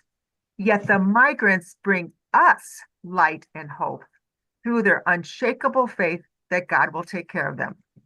They feel that God has carried them through the jungles, the mountains, and the desert on their way north. They have survived human traffickers, drug cartels, and corrupt officials, as God has been on their side. My experience with the migrants has shed a new light on the last words of the Lord's Prayer, and deliver us from evil. Whereas I always interpreted those words as asking for strength to resist sin, the migrants have taught me that they can also mean protection from evil, such as the Trump administration's inhumane and evil deportation efforts. Don, do you want to take over? Sure. To echo something that Susanna said earlier, working with the migrants has also taught us to more clearly see the presence of God in the poor and marginated. We had a very poignant example of this last week. A mother brought in her 20-year-old son who was severely crippled by cerebral palsy. His body was emaciated. He couldn't walk. He was the size of maybe a 12-year-old U.S. kid. She had carried him to our center on public transportation. Not only she carried him to our center, she had carried him up from Venezuela. She went through the Darien Gap in Panama, carrying this young man. That day, there happened to be a middle school student whose mom took him out of school for a confirmation project. He had spent the morning distributing toys to kids at the center, and then when he came across this young man, he helped to find a portable collapsible wagon that he padded with a sleeping bag and pillow, so that the mom could put her son in this wagon and no longer have to carry him. This was very moving to all of us who witnessed it. Think of the young man who, the 12-year-old American boy who, for his confirmation project, had this encounter with this mother and her crippled son. And just by coincidence, the name of this son, this young man with cerebral palsy, happened to be Jesus or Jesus. To welcome the stranger is a tenet of all major religions. It has been an honor for us to share our ministry with this global audience. Thank you. Thank you, Don and Celine, for that powerful presentation. And we can feel the energy that you have received from the migrants you serve, and how they also have touched your lives and all the people that you serve with and work with. Thank you so much. Now introduce me first. Yes, I'm going to do that to introduce Monica, Yeah. Let's see. So our next speaker is Monica. Monica Rising is the coordinator of the Tijuana ministry since 2004. And this ministry is in San Jose Catholic Diocese. This ministry team travels to an impoverished area in Tijuana, where it provides a number of services, including home building, special building projects, for instance, completing classrooms for a special needs school, and a week-long outreach program for children, teens, and mothers in the local community. Monica is also part of the faithful team that provides showers every Thursday for the homeless and houseless who arrive at Our Lady of Refuge Parish in San Jose, California. And Monica will share with us being displaced in Tijuana, Mexico. Monica, please go ahead. Okay, good morning. I'm in the process of sharing my screen. So can we see the screen? Yeah, we see it. Okay, great, thank you. Tijuana, Mexico is a border town abutting San Diego, California. It's the busiest border in the world. It has many factories, so there are jobs there, but people also who are seeking asylum and want to live in the US legally need a border city to enter and request asylum. That process is often slow and broken. The eastern portion of Tijuana is now an urban suburb of 250,000 migrants. The people come and the infrastructure follows. That often means no sewers, roads, electricity, road signs, and stores until the government can catch up with the people. Then the frontier just moves farther east. They come to find jobs and hope for a better future. The international factories come from China, Japan, the US, and other countries. A good job in a factory pays $10 a day, very minimum wages. Making that little, no one can save or even buy what they really need. No one has a safety net. Emergencies like job loss and health result in extremely dire situations. Migrants started flooding to Tijuana after the NAFTA trade agreement decimated the agricultural community. The migrations to the US borders exploded as people starved in their homes. In 1997, the Oblates of Mary Immaculata established missions to help the poorest all around the world to improve their lives. One priest started San Eugenio Mission as a medical clinic in a muddy lot in the middle of all the migrants. Because health is a starting point. Because without health, you cannot work. Other priests came and they focused on food, shelter, education, and always inspiring faith in God and hope for the future. Education is the next key for poverty, and they built huge scholarship programs to get the kids in school and make dreams a reality. They have youth that have become doctors, nurses, psychologists, teachers, engineers, business people, social workers. And the beautiful thing is that they return to their communities to give back. It's amazing. They also inspire the adults to become leaders in their communities. I've been working in Mexico for 21 years. The Oblates started a building program and we joined in. My Prophet Basics, Brothers and Sisters in Community Service, builds homes for families with disabilities or had their homes burned or have no way to build. Many have black mold and leaky roofs or just tarps. We built a home for Naomi and Juan, who have 7 children, 4 of their own, and 3 of her siblings who were abandoned by her mother. They worked so hard, but they lived in 2 rooms that leaked. A new home provided them safety, protection, health, and dignity, and helping them made my heart grow. We built a home for a woman and her mother who went to visit a family in the South, and when they returned, their home had been stolen. Everything, right down to the foundation. They had nothing with which to rebuild. Poverty makes some very desperate. But these women prayed and went to the church for answers, and they were resilient, and we were able to rebuild their home. Another family we built for also had small children. We added a bathroom in each house with a bathtub or a shower. And one little boy who saw the tub go in pronounced his new home not only had bedrooms, but had a pool. So little to make such a great difference. The picture showing is the family with the 7 children.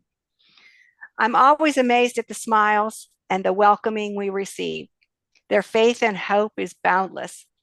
They will share all they have, and they inspire me to be better and more thankful. Today's migrants go to the same area to cross the border into the United States and seek asylum. People travel from thousands of miles away because they fear cartels, or they fear cartels are stealing their children, or are starving, or were brave enough to speak up against tyranny. Hurricanes and earthquakes have destroyed their homes. Civil war and famine are threats. Their trips are treacherous and difficult and very long. As many as 520,000 people travel through Panama through the Darien Gap in a year. My friend from Venezuela shared her trip from Venezuela with her husband and 3 sons. They only had food for 1 day a meal. The cartels were after her sons, 16 to 10 years old. They walked through Venezuela and Colombia and then came to Panama and to the Darien Gap. A 60-mile walk through mountainous trails, constant heat and rain, dangerous animals, wading through putrid water, passing dead bodies.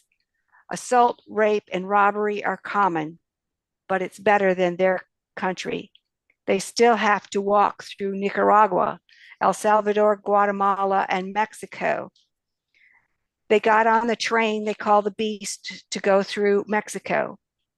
After a year, she will still not go on a train because it was so terrifying. Then they wait to cross the border and the long bus ride to San Jose. They arrive at a shelter in February in the 40-degree rain in t-shirts, shorts, and flip-flops. They'd been given a phone number, but the phone number didn't work. The number was disconnected. They are here as their asylum case is being processed, but only a few will actually be given the right to live here, even if they follow all the rules.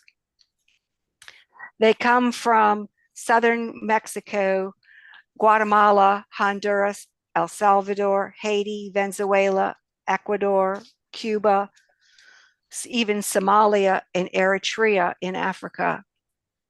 Some walk, some come by boat or train, but all need to sit by the border for a ticket to come in. They wait by the border and work as they hope for entry. Sometimes it's too hard to wait, and they hire the cartels to sneak them across for $15,000 a person. I just heard that went up to as much as $45,000 a person since Trump has been president.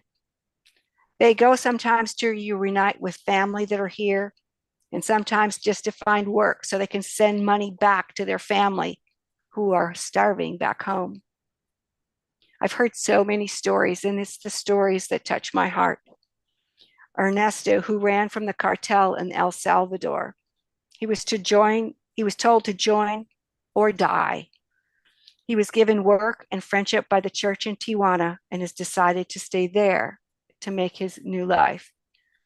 Juan, who was from the mountains of Guatemala, his whole community was starving. There wasn't enough land to make enough food. He left to go to the United States to find a job to help feed them all. He was there and told of the difficulty, and he told of his difficulty of the trip, and the people who were kind and fed him, and also the people who stole his money and made life difficult. He crossed into the United States, but haven't heard from him since. Trump's policies have now made people scrambling with the cancellation of the asylum process and the increased deportations. Critics say they should come legally, but both parties made a mess of the system that made any asylum possible. The CBP asylum app has now been taken down by Trump. Some have waited over a year for their appointment, and now suddenly all appointments are canceled. Many have very valid asylum appeals with death threats.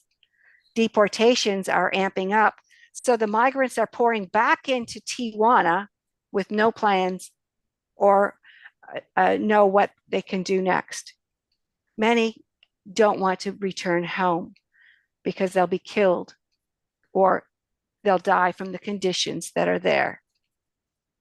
Our Constitution and the Statue of Liberty promise more from us, but fear and lies and greed from the corporations and our government take over in the United States. Other forms of displacement in Tijuana come in the form of illness. There's a high incidence of AIDS and TB in Tijuana. Addictions complicate the afflicted. There is still a horrible stigma attached to these diseases. People who have addictions like AIDS or TB are ostracized and found in the streets, displaced from their family and community. They are the modern day lepers. We were talking to some of the residents there, and one asked us why we were there, as their family and friends wouldn't visit them. Another shared the experience of a hug after 3 years of no one touching them. Can you imagine not being touched for 3 years because of fear? How sad ignorance is, and so cruel. How joyful we can make connections in lives that can be rebuilt. Las Memorias Albergue started as an AIDS clinic and works to heal their guests' body and soul. It's free and supported by donations, with some support from the government for medical supplies. They house between 100 and 150 people, including some children. They're constantly building because they're always bursting at the seams. Testing and treatment saves lives. It could take weeks to get testing, so the right protocols can be started. AIDS and TB are interrelated about 25% of the time. Mortality for those with TB and AIDS was about 56%, and they was often due because of the lack of testing. One of the miracles that I witnessed was a former patient after he was healed. He went back to school. He's now a professor and a PhD, and his dream was to build a TB clinic so that he could build a lab and have the right labs in isolation rooms. He went from addict to patient to PhD to director of the TB clinic. As a matter of fact, he's still teaching, and he uses his resources at the university in order to help his work at the TB clinic. Roman is the perfect example of all lives matter. Everyone has the potential to make a difference, even an addict and someone with AIDS. Marita asked me to share how my work has changed me. Poverty has changed my view of the world.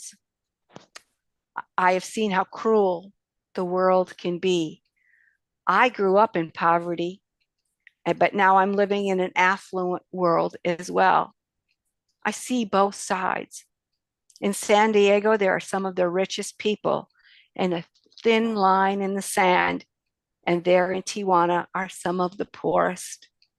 People dying of starvation and illnesses that they have no means to treat.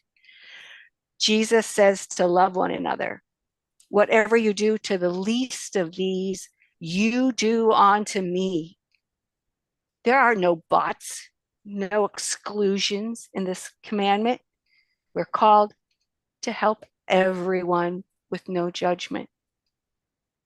I think when people not only hear God's teachings, but act on them, they become open to being God's hands, feet, and heart. Then God can use our love to build and create a miracle.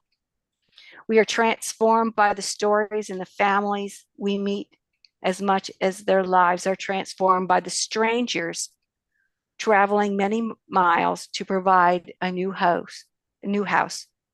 Is that not the definition of a miracle? To pray and have strangers come and build a home for you. Christ talked to everyone that he shouldn't.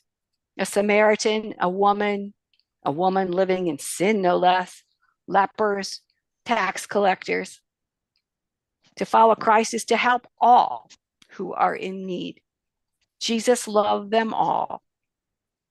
I now seek to find the face of Jesus in everyone, wherever I am. I seek to love all, the sick, the displaced, the hungry, the dirty, the ones striving to make love tolerable. How can I not help welcome strangers who walk thousands of miles through mountains and jungles to save their children from drug cartels and tyrants? How can I not listen and find value in the person who has AIDS, TB, and other diseases? How can I not be filled with love to see children pronounce that they have a new house with not only bedrooms, but a new pool? How can I not be changed? Thank you. Thank you. Thank you so much, Monica, for that really touching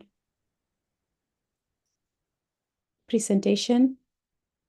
I just can't find words. I mean, the experiences of the people that you reach out to and serve, and not only you, but all the panelists really brought the face of Christ in each and every person we spoke about. Father Lynn's family going through displacement themselves, refugee, and from one country to another until they found a place to live. And so And thank you all for all that. Now we will be taking a few questions. So please, whoever could just go ahead and post them, and someone will let us know what they are.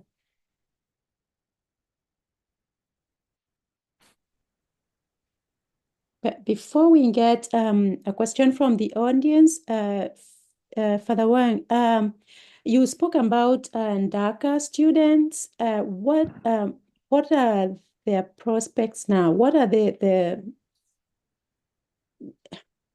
possibilities of them getting the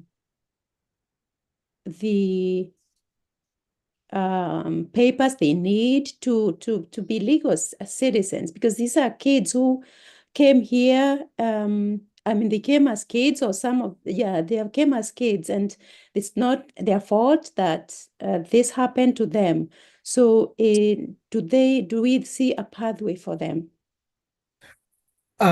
Well, with the school, we will protect them as far as we can and as long as we can. But we're not going to give them over, right? And we'll still educate them until they finish their degree. And then after that, whatever legal means we can acquire for them, and that would be the process. So at this time, we're just going to, protect our students as well as we can, because we also have international students who are in limbo, meaning that they're not able to re-enter the country, even though they have a visa. And because of depending on which country they're coming from, they don't have the access to come in, even though they have a student visa to come in. So those are stories of other, international students who are having an issue. They had an issue through the first term, the same now. So Thank you. And there's a question from the audience, and it's, how can we change the hearts of the 50% of the US who of yesterday support Trump and his actions? So, and any one of the presenters could answer that, could say something to that. How can we change the hearts of the 50% of the US who, as of yesterday, support Trump and his actions?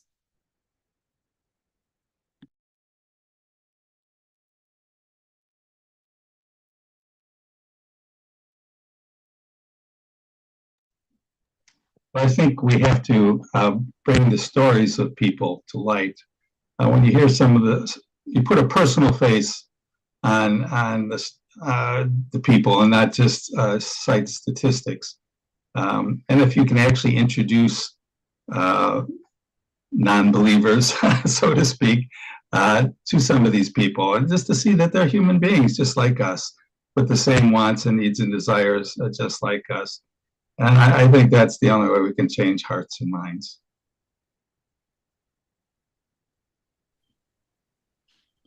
I agree. It's the stories, which is why I put so many stories in mine, because I wanted people to see the face of the migrants and what they struggled to do and why. It's not just, it's easy as Americans to just say, well, we want more money, we want more toys, we want more things. But the migrants are coming because they need necessities. So we need to help. Oh, you muted yourself. Okay, I would add, in addition to the stories, which are so powerful, I would add the ongoing need to fight misinformation and disinformation. And I was just looking down at an article that appeared today in The Guardian, how immigration is gaming Google to create a mirage of mass deportations. I don't know if you guys have heard this. Thousands of press releases about decades-old enforcement actions top search results, all updated with the timestamp from after Trump's inauguration. So these are strategies, these are tactics that they're using to make it look like it's being really successful. So we need to be aware. I know I know, but personally, I subscribe to a whole lot of these, updates and newsletters, and I can only take certain amount because it would get just too discouraged. But I try to read what I can read, and so that I'm informed, and so we can take the proper action to fight disinformation and misinformation. Thank you. It is very, very important that we try to fight disinformation, misinformation, and also sharing stories of the people that we meet, and also, if possible, letting the migrants themselves speak, share their stories, because then people know these are human beings like them. They are here not because they chose, but because of the circumstances at home that are completely unbearable. And to the most extent, those circumstances have been created by the policy, the foreign policy of this country. So letting people know the lives, the experiences of these friends of ours, or brothers and sisters. And today somebody sent a little proverb from Africa saying, until the lion speaks, or until the lion tells their story, the hunter remains a hero.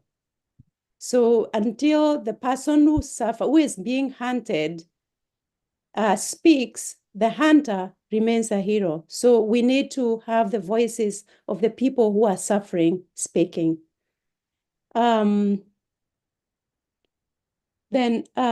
someone said, Bishop Mark Seitz earlier said that churches are public spaces.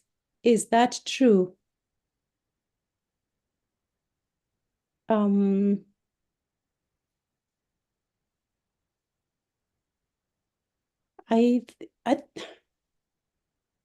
not sure how to answer that. If anyone in this panel could. Yeah, we're kind of walking with that. Go ahead. Somebody else want to answer, Monica? Then I'll Go ahead, Celine. That's something that we're struggling with too. In fact, we have a meeting next week with at a local temple, because this is really actually very much an interfaith effort about what to do. It's my understanding is that it is a public space, any space that people don't have to ask to go into permission. Okay.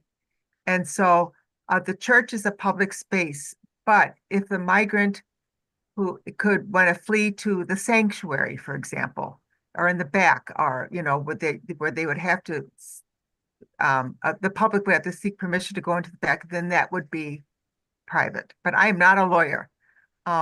I think we worry about, do you think about that? But the key that we have to remember is that ICE cannot enter without a valid judicial warrant. And there's illustrations of what a valid judicial warrant looks like, how it has to be signed within the last 10 days, how it has to have the name and address of the person or the organization, and that has to be signed by a judge. So I think that is what we should focus on, the valid judicial warrant. Thank you. Until Trump came back to power, until last week, churches and hospitals and courthouses were sensitive places. Mm-hmm. But as of now these are not. Therefore, we need always to let people know, continue teaching them about their rights, and they have to show the judicial warrant signed by a judge, not by an administrative ICE administrator. And also, even if it's a judge, look at the dates, because they are coming also with warrants that a warrant that is a year old or 2 years old. So just check, look at it. That's why we changed our policy. We used to have an open door at our center. Now we keep the door locked, and we have someone checking IDs outside. And so the door is not open until their ID has been checked.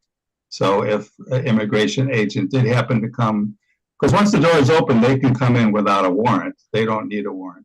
But as long as we maintain the door closed and check IDs, we have a degree of control over who can come and go. Another thing I really want to emphasize is that we have the right to take photos and to film. And so any kind of, we've actually had 3 ICE sightings near us that they're scoping us out, but they have not yet stopped in front of us or tried to get in. But, we are prepared, and we know that we have a right to take photos and take photos of their cars, their badges, anything, and film.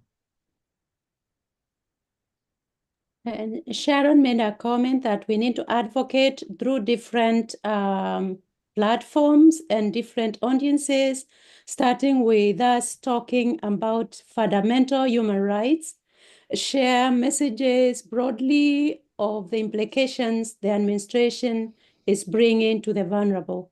That's really important.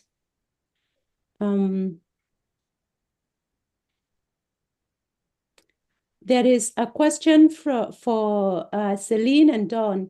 How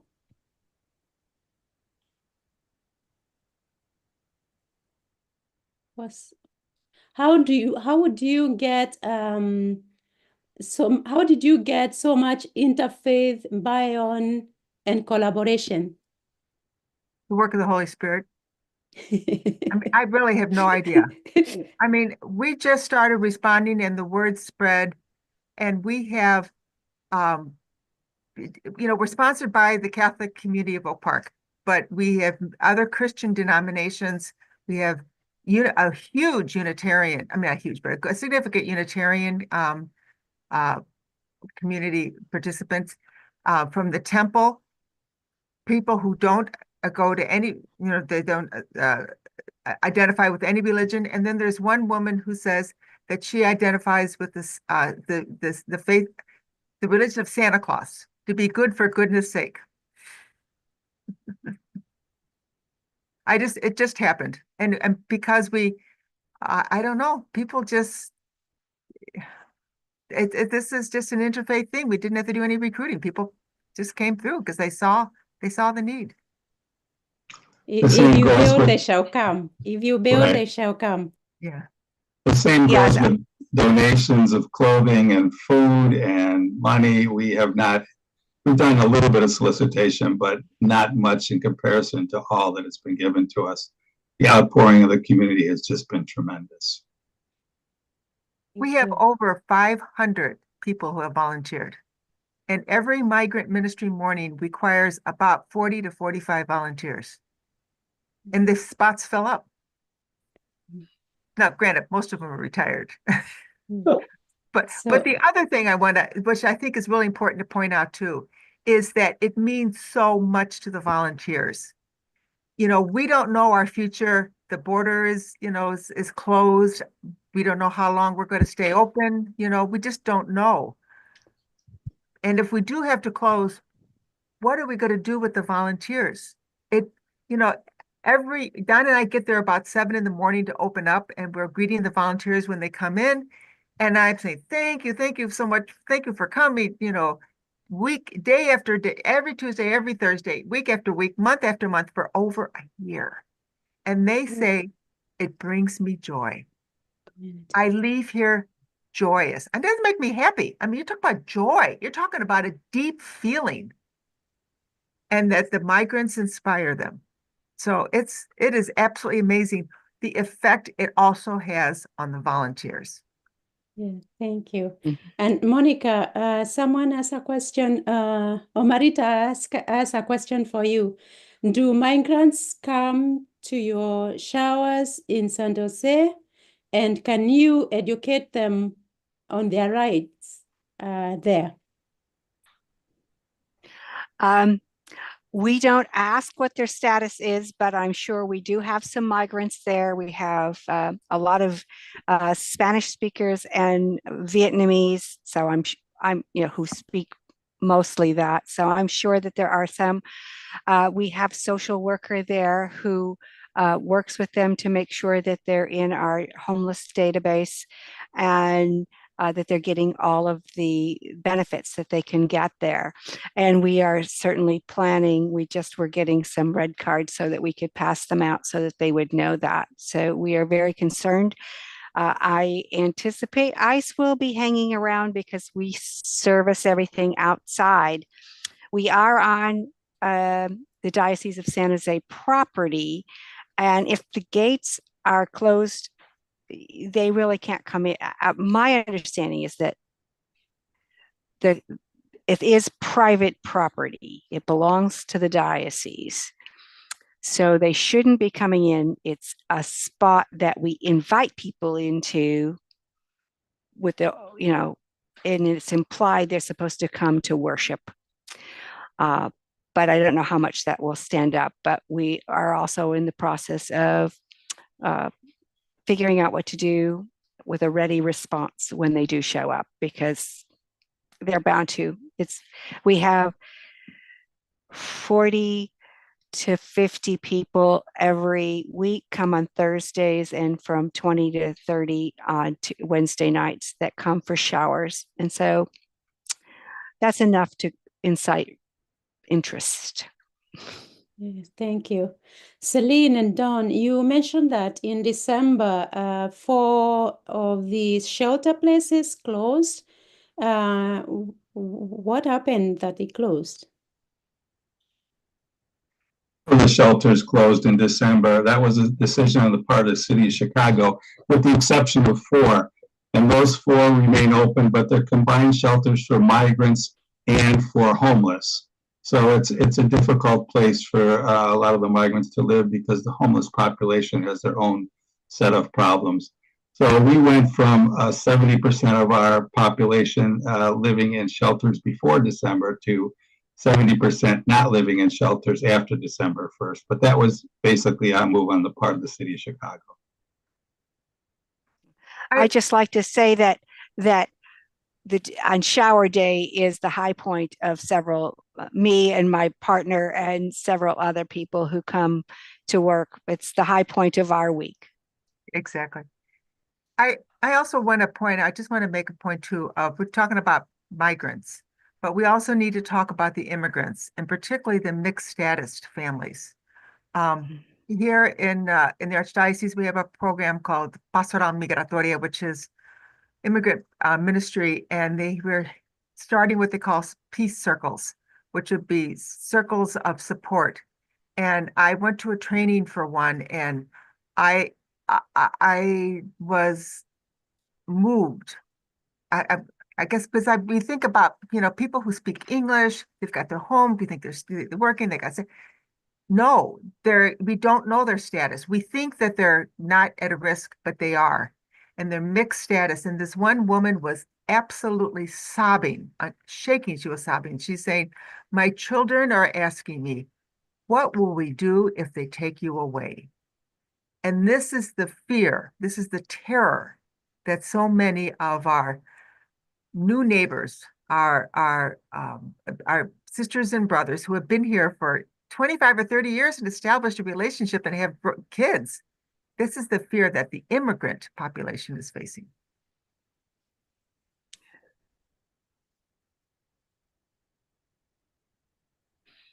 Can you unmute yourself? I see you speaking. Marita?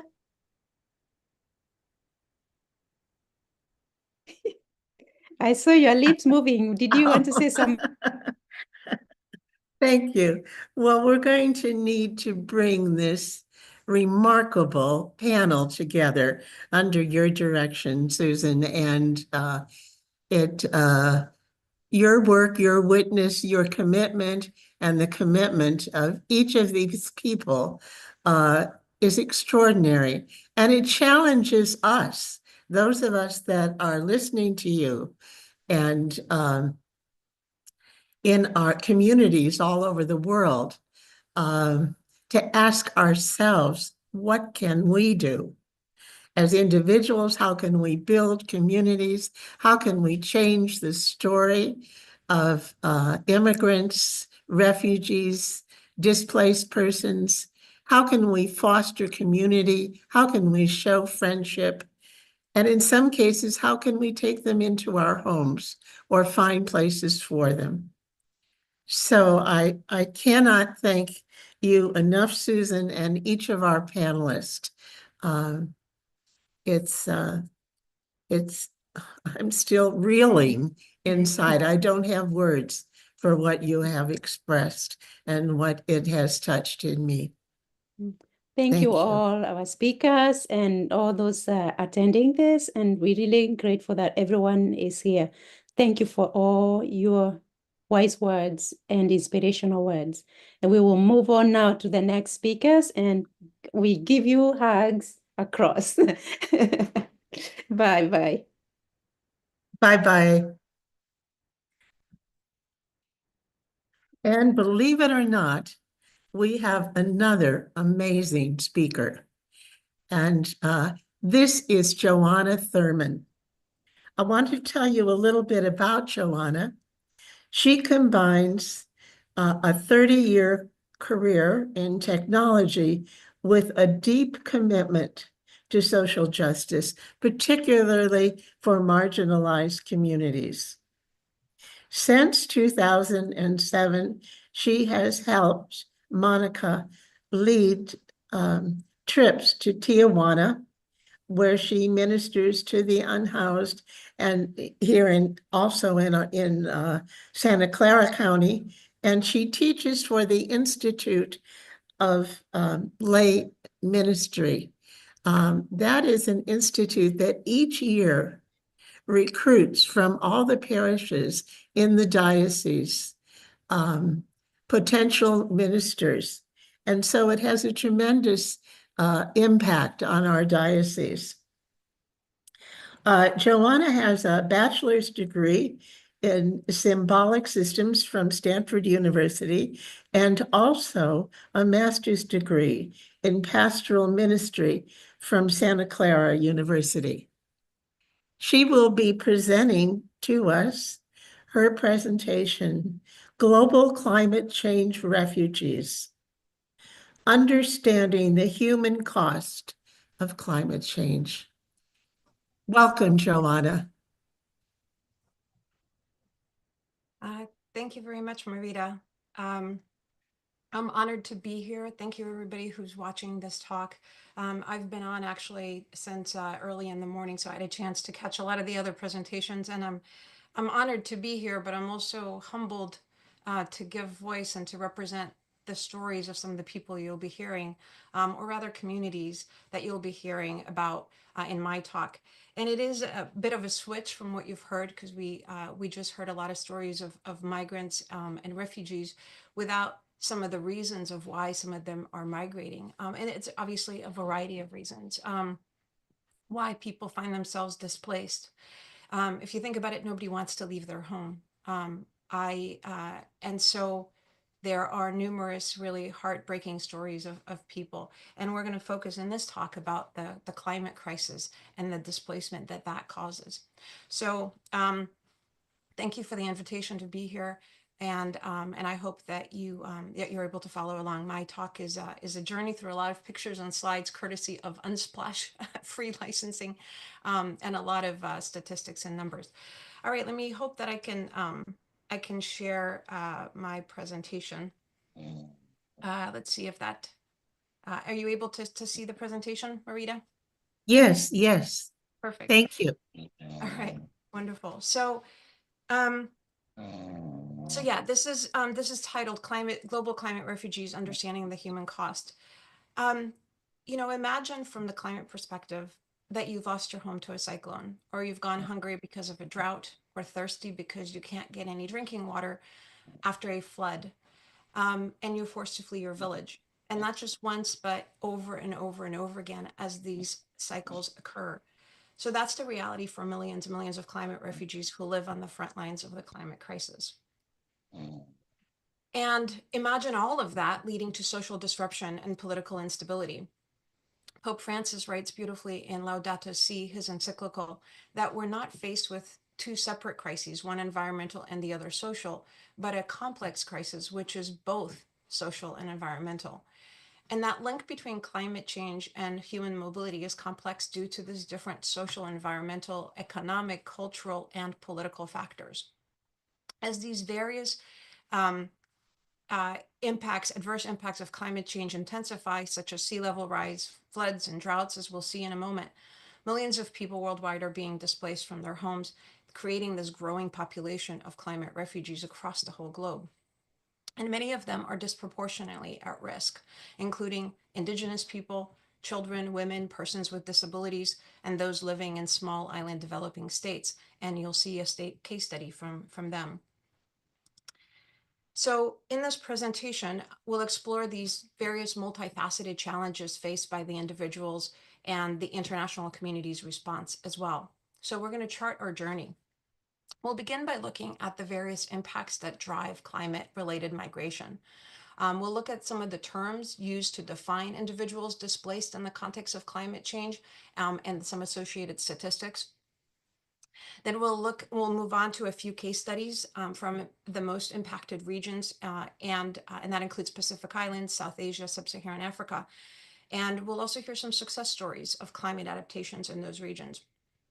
Then we'll look at the international response through the UNFCCC, the United Nations Framework for Climate Change, and we'll look at what you can do in your response. So the illustration you see here is from the Loss and Damage online guide published by the Executive Committee of the Warsaw International Mechanism for Loss and Damage of the UNFCCC. The environmental factors that drive forced displacement and migration can vary widely, but they generally fall into two main categories: extreme events and slow onset events. So namely, climate change doesn't just pose a threat by causing immediate harm to people and infrastructure, it's also a long-term danger that can slowly destabilize societies and economies. So on the extreme events, that includes sudden and severe flooding that can displace people from their homes, cyclones, hurricanes, and typhoons that can also cause widespread destruction, severe storm surges that lead to either temporary or permanent displacement. We've got prolonged droughts, heat waves, and changing rainfall patterns that lead to water scarcity and crop failures, which also then lead to migration. And of course, these are not the only climate-related extreme events, because you've also got earthquakes, tsunamis, and volcanic eruptions that are also leading to more displacement. But we're focusing here more on the climate impacts in particular. And then we've got slow onset events. So these are things like sea level rise, the gradual inundation of coastal areas, forcing communities that live on the coastal areas to relocate. We've got desertification, the spread of desert-like conditions that reduces arable land and leads to migration. Loss of soil fertility, erosion and deforestation that can make land unproductive and lead to reduced agricultural productivity. We've got salinization, which is the increase of salinity in the soil, and that can have various causes, either flooding from the sea or the rise of salt water through the bottom, resulting in fallow land. You've got loss of biodiversity, which is the decline in ecosystem services that can affect livelihoods, especially for communities that are dependent on those natural resources. And also ocean acidification. And this contributes to climate displacement by significantly impacting marine ecosystems, which then particularly affect populations of species that are in that food chain, and that leads to disruptions in fisheries and all the coastal communities that depend on the fisheries for sustenance. So that also forces people to relocate. So you could see the complexity of all of these factors. And when the international community looks at these impacts of climate change, they both look at those extreme events and the slow onset events, that because both of those will impact the loss and damage from the communities. Another way to illustrate the impacts of the changing climate is through its effect on the health. And this is a slide adapted from the Center for Disease Control and Prevention at the CDC in the US. So it illustrates the most significant impacts, which is rising temperatures, more extreme weather, such as rising sea levels and increasing levels of greenhouse gases, and all other subsequent health outcomes that can result from those changes and exposures. So the slide is really dense, but it shows all of the physical and mental health impacts. And that includes, like on the upper right, asthma that can be from the air pollution to respiratory diseases due to wildfires and smoke. And then there's food and waterborne diseases that affect people and animals due to contaminated water and soil. And then you've got all of the mental health impacts like anxiety, depression, and post-traumatic stress disorder as a result of all of this happening, as well as loss of life, loss of livelihood, and home. So all these environmental factors often interact with all of the social, economic, and political factors that exacerbate vulnerabilities and influence migration patterns. So as is often said in this world, climate change is a threat multiplier, which means in today's conflicts from Darfur to Somalia to Iraq and Syria, climate change seeds the sows for conflict, and it makes displacement much worse when it does happen. When temperatures rise in a country, it can reduce water availability and water quality, for example. That increases the spread of disease and the rise and raises the likelihood of drought, which then leads to crop failure, which reduces incomes and food supplies, and that potentially disrupts social disruption and political instability. So this is well illustrated in what happened in Syria. A Deutsche Welle article titled "How Climate Change Paved the Way to War in Syria" that came out in 2021 explained this domino effect of interactivity that was felt in Syria. Arab Spring is commonly seen as what was leading to Syria's conflict, but people forget that there was a 5-year drought in Syria's northeast that preceded the war and the displacement of some 1.5 million people. Then there was the desertification of formerly fertile farming land between 2006 and 2010 that meant crop yields plummeted. And so 800,000 people lost their income. 85% of the country's livestock died. People lost their livelihoods, food prices soared, and 1.5 million rural workers moved to the city to find jobs. So those left behind faced poverty and were an easy target for recruiters from the Islamic State. So yes, these are not the only factors that led to the Syrian civil war. Arab Spring, of course, and strict restrictions by the Syrian government also played key roles. But the point is that the societal issues caused by climate change work to exacerbate existing tensions.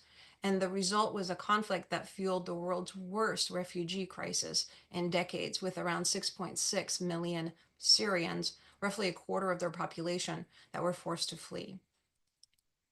So when we talk about people fleeing and leaving, we want to identify who they are. And as I've just talked about, there are multiple factors, climate change and conflict, that can lead to migration and displacement. So it's important to understand how we use these various terms.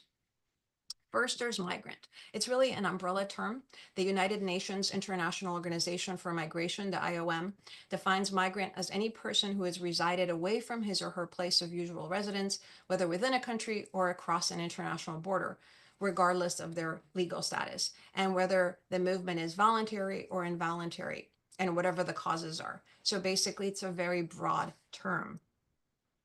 Then we have people who are displaced, and displaced persons are those who have been forced or obligated to flee or to leave their homes or places of habitual residence, in particular, or as a result of the effects of armed conflict, situations of violence, violations of human rights, or human-made disasters. So again, covers a lot of ground. And that covers both internal and cross-border displacement. Then we have the refugee term, which I used in my presentation, and we'll come back to this one in just a second. And finally, we have a term asylum seeker. And this is an individual who is specifically seeking international protection. And in countries with individualized protections, an asylum seeker is someone whose claim has not yet been finally decided by the country in which they've submitted it. And so not every asylum seeker is recognized as a refugee, but every recognized refugee started out as an asylum seeker. And so with these various definitions, let's just look at a bunch of statistics. And you've heard a little bit of statistics before from a few people, in particular Father Lynn, but let's look at them here. The Migration Data Portal collects statistics about global migration. The number that you see on this slide, 281, was for mid-year 2020, and it represents the total number of international migrants present in any given country at a particular point in time. And then that, of course, as across various ages, with 73% of people of working age, but also 15% children and 12% 65-year or older. Then we have statistics from the IDMC, the International Displacement Monitoring Center, which reports there were 75.9 million people living in internal displacement globally. And then of those, 68.3 were displaced by conflict and 7.7 million displaced by disaster.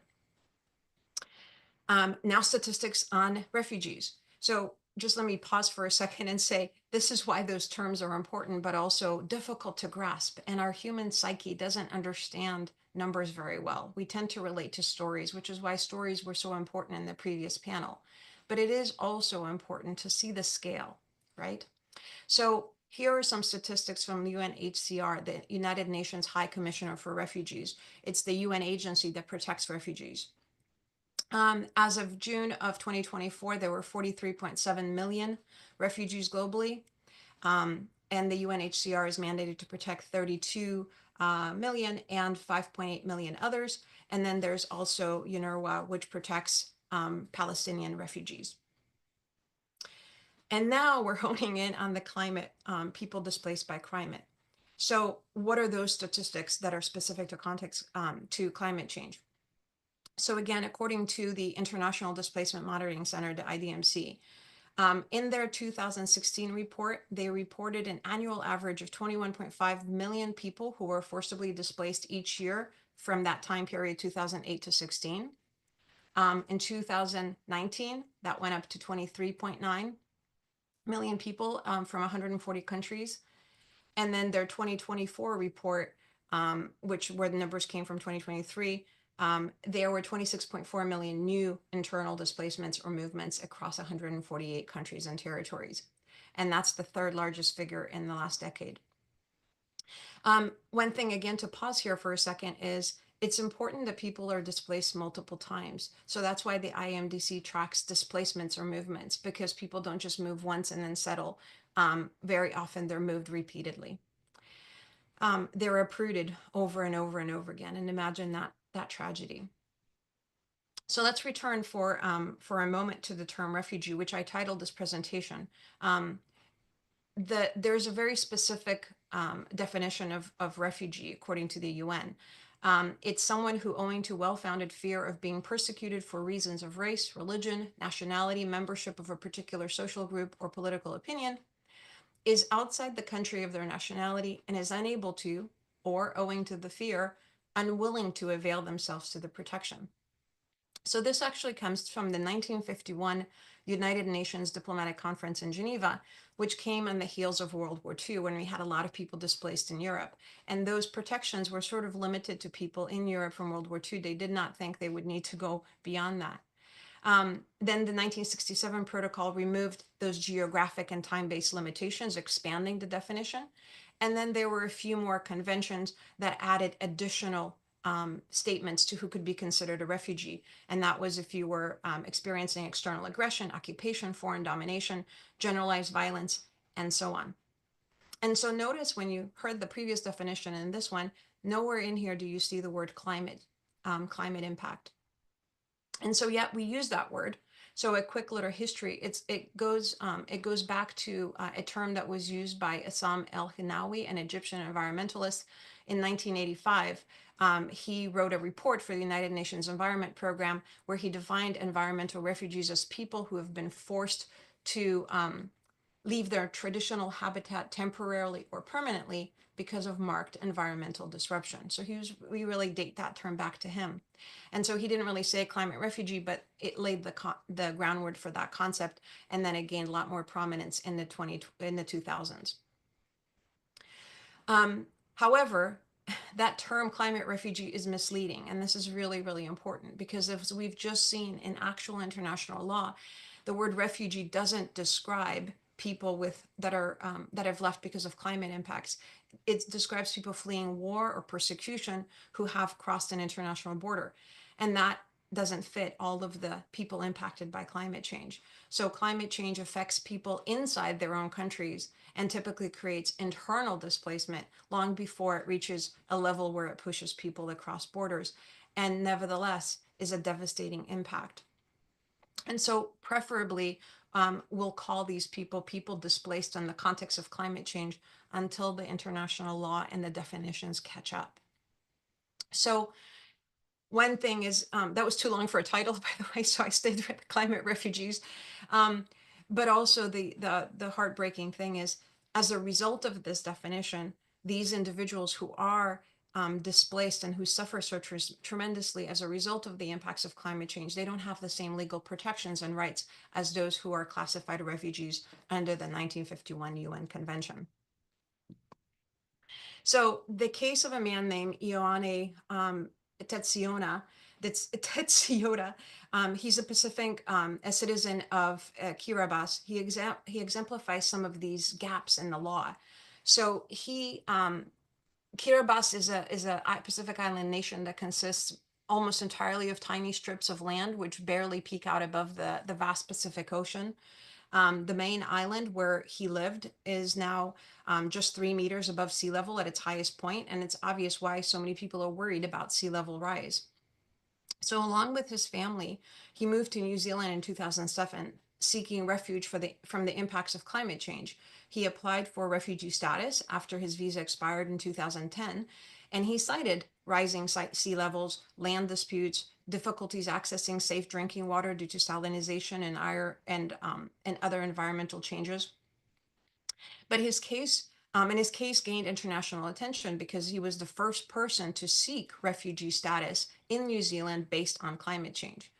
Well, in 2013, his application for asylum was rejected by New Zealand's Immigration and Protection Tribunal. The court ruled that climate change was not a valid ground for refugee status under that 1951 convention because it didn't meet those definitions. And so he was deported back to New Zealand, from New Zealand to Kiribati in 2015. He then took the case to the HRC, the United Nations Rights Committee, on the grounds that when they deported him, they violated his right to life. But anyway, he was deported. So even though he wasn't able to stay in New Zealand, it brought the much needed attention for the need to change the laws. And it suggested that there may be future claims that might be successful if they cite evidence of human rights, violation of individual human rights. A Pacific researcher, Amnesty International individual, Kate here, says Pacific Islands states don't need to be underwater before triggering human rights obligations to protect the right to life. Okay, so let's move on and look at a few of these regions that are most impacted, because Tetsuona and his family are not alone in this crisis. So no region is immune, but these particular regions are most at risk that we'll look at. So the Pacific Islands are the canary in the coal mine, you might say, for climate-induced migrants. Over 410 million people could be at risk from rising sea levels by 2100 as a result of the climate crisis. They also experience droughts, floods, rise in temperatures, and erosion of coastal islands that also destroy homes and crops. And although some people are forced to move to other countries, the majority of that mobility occurs within their own borders.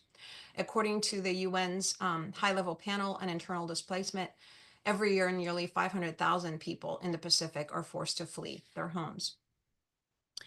And it's not only that this is catastrophic to their political, social, to their own lives, but also their political, social, economic, and cultural fabric when they have to flee.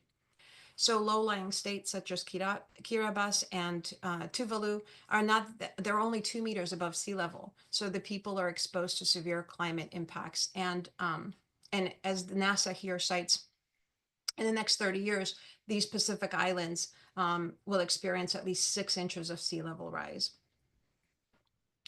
The atoll countries, Tuvalu and Kiribati and the Marshall Islands, are on this front line in the Pacific Islands. There was a study done in 2015 by the Islands magazine that talked to the people whether or not they would migrate. And the climate impacts, and what they surface is, of course, that climate impacts don't just affect their lives, but their way of life, their culture, their traditions. A really heartbreaking thing is people were witnessing the graves of their loved ones being washed out to the sea. And yet the Pacific political and community leaders stress that mobility can be a threat to their sovereignty and their culture, and that should be considered a last resort to move. So the study goes on to say that culture, and in particular how islanders relate to land and religion, has to influence decision-making, promoting or hindering mobility. And they also did a particular study of young Pacific Islanders and their need to be in conversations. So one success was the development of a program like the Rising Nations Initiative, which it's a UN member-led states initiative that supports these Pacific Atoll countries, their efforts to preserve their sovereignty and protect their statehood. And it really helps to catalyze knowledge sharing, partnerships, advocacy, and help the Pacific Island nations help themselves. Here's a nice quote from one of the youth leaders of the Rising Nations Initiative in Tuvalu. She says, the future of young people is already at stake. Climate change is more than an environmental crisis. It's about justice and survival for nations like hers. Moving on to South Asia. Here in 2015, the statistic is that 85% of people displaced by sudden onset were displaced by sudden onset disasters were in South and East Asia. Sorry, I think I misread that. So 85% of the people displaced by sudden onset disasters were in South and East Asia. So again, another very impacted region by cyclones and monsoon floods in regions of India and others. So let's take a look at Bangladesh and actually a success story of climate adaptation here. So Bangladesh and South Asia is affected by both extreme and slow onset events.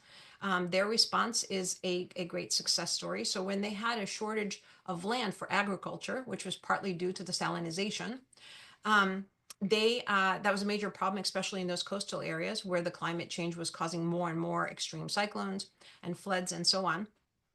So what they did is the farmers have been able to adapt to the new conditions to support with support from a Dutch research project called Salt Solution and local NGOs that were teaching the farmers to grow salt tolerant crops, including potatoes, carrots, cabbages, and coriander. And so far, 10,000 farmers received training that led in 2 to 3 extra harvests per year. So a great adaptation to grow salt-resistant crops in these areas that are so devastated by salinization.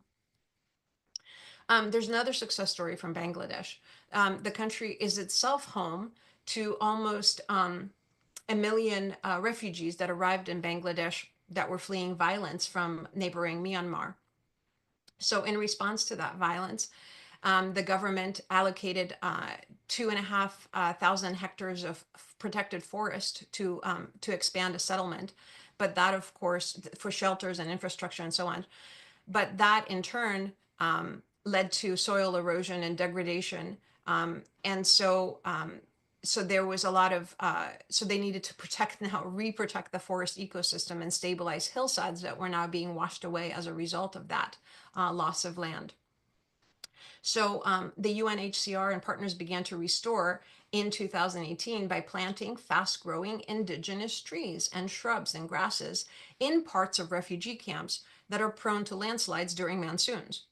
And they train more than 3,000 Bangladeshis and refugees to receive training on how to manage tree nurseries, how to plant and care for the seedlings, how to protect the young trees. And they were able to return 600 hectares of that land back to flourish. And in the words of one individual, he says, because I now protect these trees, I'm at peace. And one day when this refugee returns to his country in Myanmar, he'll be able to look after the trees there as well and convince others to take care of them. Another one example is sub-Saharan Africa. Here we have a lot of conflict that's displacing people. The conflict disasters have left 34.8 million people living in internal displacement across the region at the end of 2023, which is 46% of the global total. How do you address climate change here? Well, the IMF, the International Monetary Fund, has a very profound statistic, or quote, they said, responding to climate change by financing adaptation measures will be expensive, okay, for sub-Saharan Africa, but substantially less costly than frequent disaster relief. So what do we want to do? Focus on adaptation measures. So then this particular, so let's look at a brief from Somalia. that's put together by the Notre Dame Global Adaptation Initiative, and look at how this particular country was able to adapt to climate change. So Somalia in sub-Saharan Africa, first a little bit of context. It faces severe vulnerability because it's a very arid and semi-arid terrain. They most of the 70% of the population depends on these climate sensitive sectors like agriculture, livestock, and fisheries. There's ongoing conflict and reconstruction of state institutions, and that ongoing conflict aggravates poverty and endangers governance. We've got droughts that lead to water and pasture shortages, and that intensifies the burden, especially on women and youth, and escalates the conflict over those scarce resources. There's land degradation due to overgrazing, deforestation, and then altered rain patterns that limit freshwater accessibility, leading to increased watering costs. And those vulnerabilities are especially felt by women, and who then, as a result, miss educational opportunities to be able to care for families and help. So the women bear the brunt of fetching water and food, and thereby miss out on the opportunities for education and reinforce their vulnerability to be able to adapt to climate change. So this particular the program was run from 2015 and 2019, excuse me, in Somalia. It was called Enhancing Climate Resilience of Vulnerable Communities and Ecosystems. It looked to alleviate adverse climate impacts for vulnerable Somali communities. It integrated climate change risks into natural planning resources, management and implementation processes. It developed climate resilient approaches to essential infrastructure for especially water security and therefore livelihoods. And then again, they especially focused on the women because they were the most marginalized. So some of the adaptation strategies that were used in Somalia are also used in other parts of sub-Saharan Africa. And let's take a look. So we've got some of these, a lot, as you can see, focus on rainwater harvesting, planting drought-resistant crops, utilizing more water-efficient irrigation systems, integrating indigenous knowledge with modern technologies, improving soil health, implementing early warning systems for extreme weather, focusing on agricultural practices that can withstand changing rainfall patterns, and considering community-based approaches to build resilience. So these were the wide range of adaptation strategies that were used in this time period of this particular program that Notre Dame Global Climate Initiative summarized. What were the outcomes? I think personally tremendous in this short amount of period. There was improved water security, which right away was successful when there was a 2016 drought and a 2017 flood. And that project drastically improved water accessibility for pastoralists and women and youth and the elderly. There was enhanced government role and efficiency. There was a lot of education for the government of how to work with NGOs and community-based organizations, how to work with these new infrastructure adaptation strategies. That really improved the livelihood of community resilience and the capacity of the government to respond. And for women, as we talked about, there was training on adaptation technologies was provided to 625 individuals. Women were most of those trainees. In addition, it generated short-term employment opportunities for over 4,000 individuals, with more than 300 of them being women. And at the organizational level, 10 community-based organizations were revitalized and provided with startup grants to launch eco-friendly businesses. And there were a lot of women's businesses that centered around the use of solar power and drip irrigation. So a fabulous success, especially for women who were like the marginalized of the marginalized people that were impacted and displaced by climate change. So quickly now, let's look at the international response. And whoops, sorry about that. I think yeah, we have soon our next speaker. So very quickly, actually give me a sign, Marita. Do I have a few minutes left? Yes, you do. I'm Okay. going to, yeah. I'm going to ask our new speaker to, who has an extended period of time, to give you 5 minutes, maybe 10 minutes. We'll see. Okay, I don't actually need that much more, but I'm glad that I have a little bit more. Thank you. That also gave me a chance to drink water.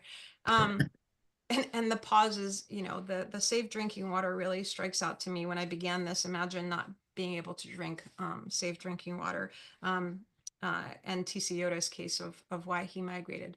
Anyway, back to international response. So Archbishop Desmond Tutu strongly advocated for action against climate change, and he often drew parallels between that fight and the fight against apartheid. He said 25 years ago, people could be excused for not knowing much or doing much against climate change. Today, we have no excuse. But that was in 2014, and so another decade has passed. Another individual, Amar Rahman, said at the Global Initiative that climate change knows no borders. So we need the work of the international community to address the needs of people displaced by climate change, because it's bigger than individual communities, individual countries. So hence, in step the UNFCCC, the United Nations Climate Change Conference. These are conferences held in the framework of the United Nations, the COP conferences in the framework of the UNFCCC. These conferences were the official conference of parties, as they're called, COPs. They assessed the progress in dealing with climate change, and the first climate conference was held in Berlin in 1995. Then there were subsequent conferences that reached a lot of agreements. This one, held in Warsaw, established a Warsaw International Mechanism for Loss and Damage.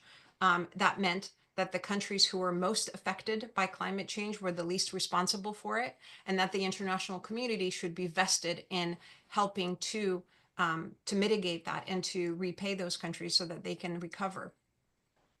And so it took more than 20 years to actually work on this, because there was a lot of disagreement of who should be paying how much and for what. Then, of course, probably the most famous of the COP conferences was in 2015. This is where we get the name Paris Agreement. This assembled 196 parties to the United Nations framework. And their main goal was to limit the temperature increase to well before 2% Celsius below pre-industrialized levels. And of course, there was talk of mobility during the Paris Agreement. So here's how they included that. The preamble recognized that climate change is a common concern of humankind. It included a reference. There were references to protections for people and the resilience of communities and the importance of livelihoods. And it requested this, the monetary fund for the Warsaw International Fund for Loss and Damage.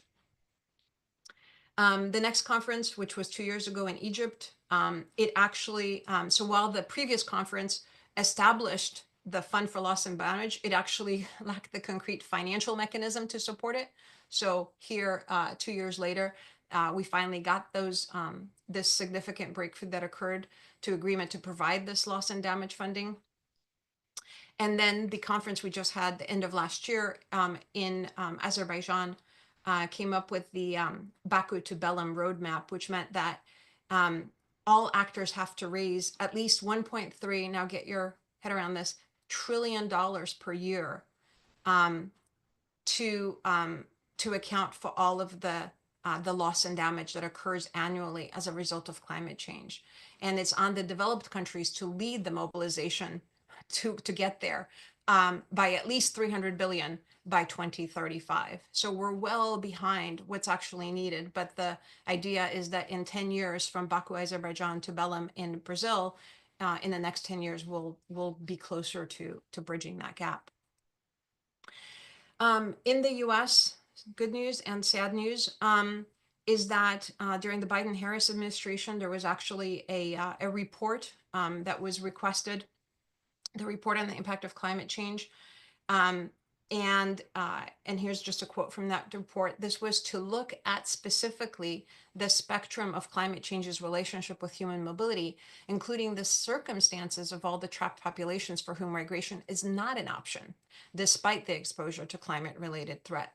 So it was a very substantive report, and really the first of its kind for the US. And it looked at the development of strategies that would allow the humane, safe, and proactive management of this crisis. I'm going to skip a couple of these just to say that there was the important thing to note is this report was the first time that the US government officially recognized the link between climate change and migration. The sad part is that as of today, as of the Trump administration, the report is no longer found on the whitehouse.gov website when I first found it before the Trump administration began. So unfortunately, it's not there, but it can be found elsewhere. Okay, what do we do? And so I'm nearing the end of my my presentation a little bit. There's obviously international things. One is to expand that definition. This would be key, right? The expanded definition of refugees to include those impacted by climate change, and that would help individuals like Mr. Tusiota from Kirabas. There is additional ways to strengthen application of human rights laws, to adopt new other legal instruments, to support regional frameworks, encourage sharing of best practices, invest in resilience building and adaptation in countries as you saw in Somalia and Bangladesh, implement more planned relocation strategies for those slow onset events, invest in more data collection, provide more legal aid excuse me, to individuals, and establish a more immediate fund. But here, for all of you, there's a lot of good practices shared previously on the panel of what can you do. And I think here is where it becomes difficult because you think, what can one individual do in the face of such a crisis of climate migration? But, excuse me, but you can. One of them is a good sense thing is you can lobby your legislators for what? To return to the Paris Agreement, to return to that report and its recommendations that I just cited that was issued by the Biden-Harris administration. There was a wealth of knowledge and content that just came out a couple years ago. So lobby your local and your federal, Congress people, whoever they are, to return to all of those recommendations and actions. You can join local organizations and actions. One of the things I learned was that that NGOs can actually be observers at the COP conferences. They can issue reports in advance. They can participate. So NGOs have a lot of power, and you can join various local organizations that advocate for climate change actions and response to those displaced. You can form and educate your circles. This is a great international conference from Global Ministries University, but you have your own circles, and people don't know some of these statistics, don't think about these impacts in this way. And we heard some great presentations from how to know your rights, protect your neighbors. So we don't know who's in our communities that's been resettled through the refugee program, or who's migrated as a result of climate change and they went through the border and now they're just called a migrant. Everybody needs those protections. In the spirit of Fratelli Tutti, that means protect your neighbors, whoever they are, and pray, speak, and enlist others. A chilling quote is, if we don't do this, the Institute for Economics and Peace says there could be as many as 1.2 billion people who are displaced by climate change by 2050. So if we took Desmond Tutu's advice, we got to do something now already. And of course, in the voice of Pope Francis himself, we need to think of ourselves more and more as a single family dwelling in a common home. That's what motivates us to educate, to participate, to speak up, to pray, to act. So with that, thank you very much, Marita. And I'm sorry for going a bit over time. Well, thank you so much, Joanna. I know you put weeks of effort into preparing this. It's just packed with all sorts of important information. And so we don't have time for comments, but what I do want to encourage all of us to do is to go back to the Fratelli Tutti conference YouTube site, where all of these talks will be preserved. And and study Joanna's, well, really all of the talks. Our next speaker is certainly worth your study as well. So again, thank you so much, Joanna. We're very indebted to you. Bye-bye.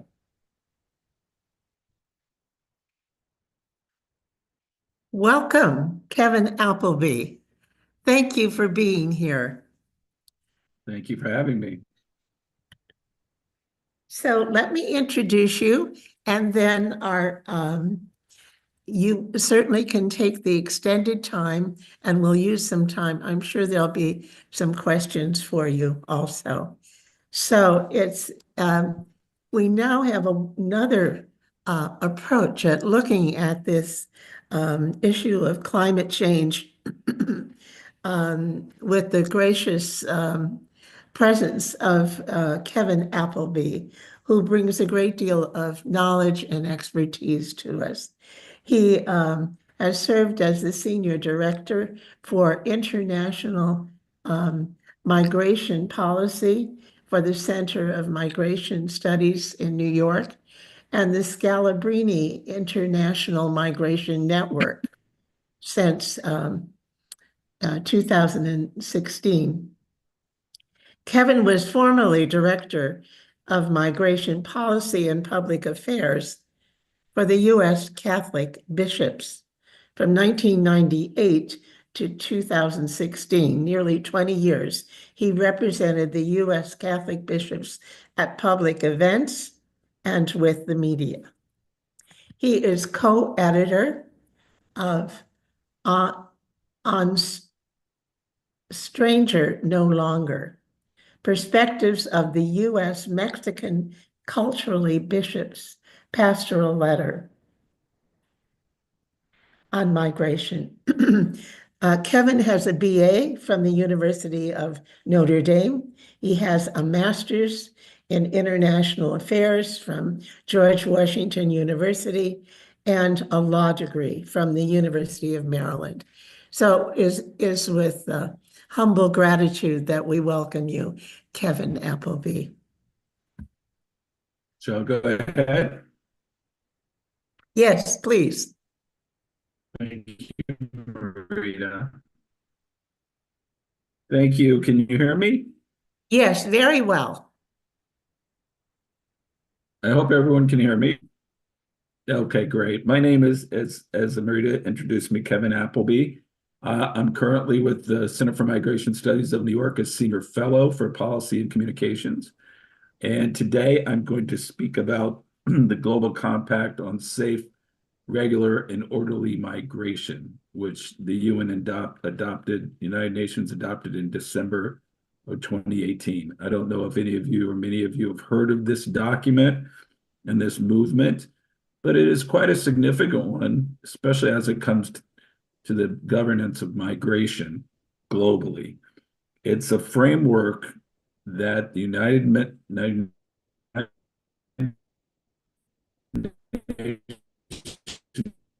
member states agreed to follow in trying to create an international migration system, is international cooperation and on the respect for human rights, as we see mass migration occur all over the globe. And what's interesting is that in studying this document and studying some of the actions that nations have taken pursuant to this document, how many of the issues are the same, throughout the world in terms of managing migration. What do nations do? How many people should they let in? What orderly process should they use to vet immigrants and asylum seekers? What do they do with mass movements? These are all relevant issues that are occurring in real time as we see around the world. We have a record number of displaced in the world. Up to 224 million people are displaced for various reasons around the world, both internally and externally. And we're seeing an increased number of, unfortunately, migrant deaths, both in the oceans and certainly on land. So I would almost venture to use the word crisis I'm not going to do that because hope springs eternal.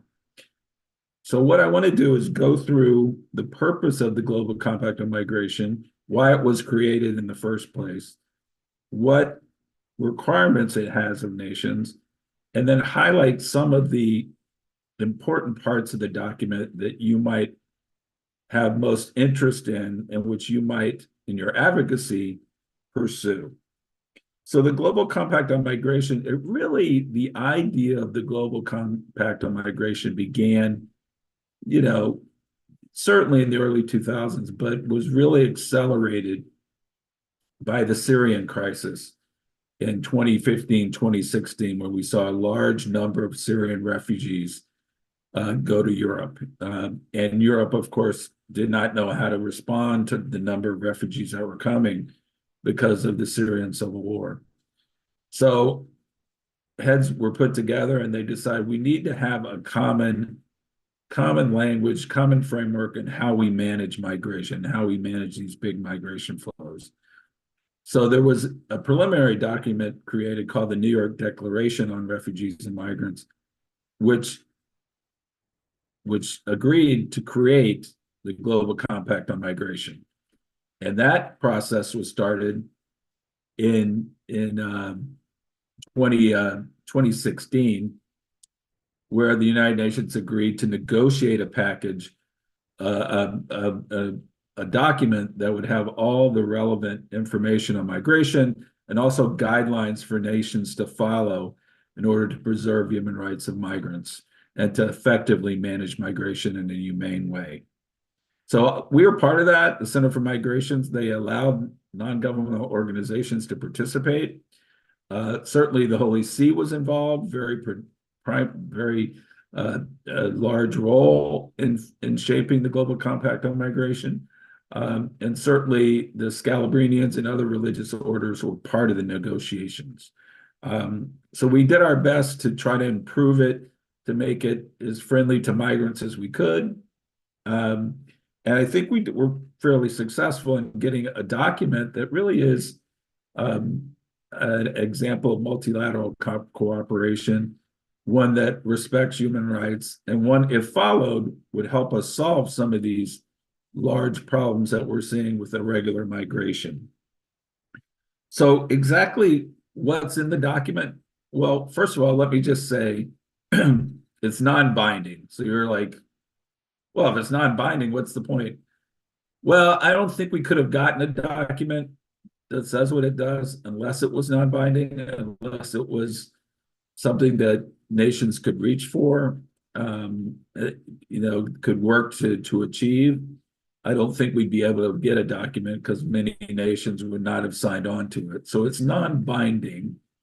But regardless of the fact that it's non-binding, it does provide a guidepost. It does provide some pillars for how nations should act in addressing migrants. There are 23 objectives in the Global Compact on Migration that all nations want to achieve. I'm going to highlight a few of them that we were most active on that were consistent with Catholic social teaching, actually. I do encourage you, however, to read the document if you can. It's very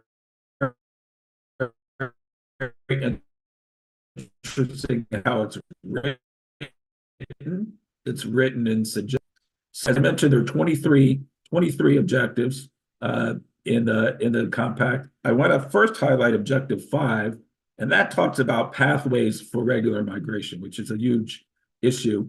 Can countries create enough legal avenues for migrants to enter into their countries? And there's some very good language in that objective, both on labor migration, that labor migration should be increased so that migrants can come and work legally and don't have to migrate irregularly and very dangerously to get jobs in other countries. And also there was good on family migration, which often political voices, because they argue that it's chain migration that we're encouraging it. We're going to have all families, extended families, come to the country. But as you know, the Catholic Church is very strong on family unity, and this was a provision that we worked on with the Holy See to make sure that we got some family reunification language into the document. So nations should increase labor avenues, which help reduce irregular migration, and also family avenues, family-based immigration, so that families can stay together over time. So that's a significant objective. There's another objective, objective 7. It's titled Reduce Vulnerabilities for Migrants. And what that means is, how can we give them legal status? And this was a very controversial sort of provision in the Global Compact on Migration, because none of the nations wanted language that would require them to have a quote unquote amnesty, a legalization for every undocumented migrant in their country. But the language was crafted in the way that they could use current law or other laws they want to create to give that opportunity, either on a case-by-case basis, but in some cases different groups that could regularize their status. And that was quite an achievement in the environment, because nations were concerned about an amnesty provision in the document. So it gives them this, it's a recommendation. They can use these different methods to bring people out of the shadows, to get them on a path to citizenship. And that was an important victory. Also in Objective 7, they really talked a lot about climate change. You know, when this was first debated, climate change as a mover of migrants, as a migration issue, was beginning to take hold internationally because of the reality. So they did have language in Objective 7 for nations to create legal status for climate change refugees once they arrive in their country. They weren't going to recognize refugees and climate change being one of those reasons for being a refugee, because that would change the refugee definition. But they did encourage that legal avenues and other legal status, like temporary protected status in the United States, be used because people are fleeing climate change. So that was important provision as well. I'll move on to Objective 11. Objective 11 talks about managing borders. And we all know that borders are a big issue right now, for better or worse. And what this objective talks about is preserving the right to asylum for those that come to a border, for discouraging externalization of enforcement. What I mean by that is countries having agreements where migrants would be interdicted as they try to reach the destination and return without due process. That was discouraged as well. And also that human rights would always be preserved at borders, that international law would be respected. So that is an important objective on managing borders.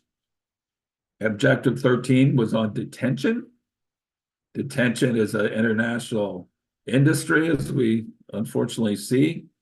It, in the document, tries to minimize the use of detention unless necessary. It has language that says that child detention should be eliminated. The international community should eliminate child detention. And it puts an emphasis on alternatives to detention, which is another crucial sort of tool that governments can use to minimize the impact of detention, especially on families. And we've seen that some in our country as well. I think Objective 13 of the GCM is groundbreaking and really is a tool that can be used to try to advocate with governments to stick by some of the promises in that objective. Real quick, Objective 15, access to basic services, that immigrants are able to access basic services, including healthcare. And then Objective 21, I'll highlight, is for returns, safe and dignified returns that countries should have in place a reintegration program for migrants so that when they go back to their countries, that those countries, with help from receiving nations, can have a plan for those migrants to get reintegrated, maybe find a job, get back into school if necessary, not a punitive response to people who are returned. So what's happened since the Global Compact on Migration has been adopted? Now that's the big question, I think, and something we have to keep in mind as we move forward. You know, I'm not going to give a grade because different nations have done different things. We've seen some positive developments in different nations, and we've seen some backtracking, as you all are quite aware. What was set in place in the document is a 4-year review of how nations are doing, how they are progressing in trying to reach the objectives of the GCM. The first one was in 2022. And, you know, it was a mixed response. There was a report issued by the UN Secretary General that was generally positive in terms of creating legal avenues. But truly, that was probably too early to really get an assessment of where nations are going. There will be another migration review in 2026, and that'll be much more significant. And advocates and community groups are going to be part of that review.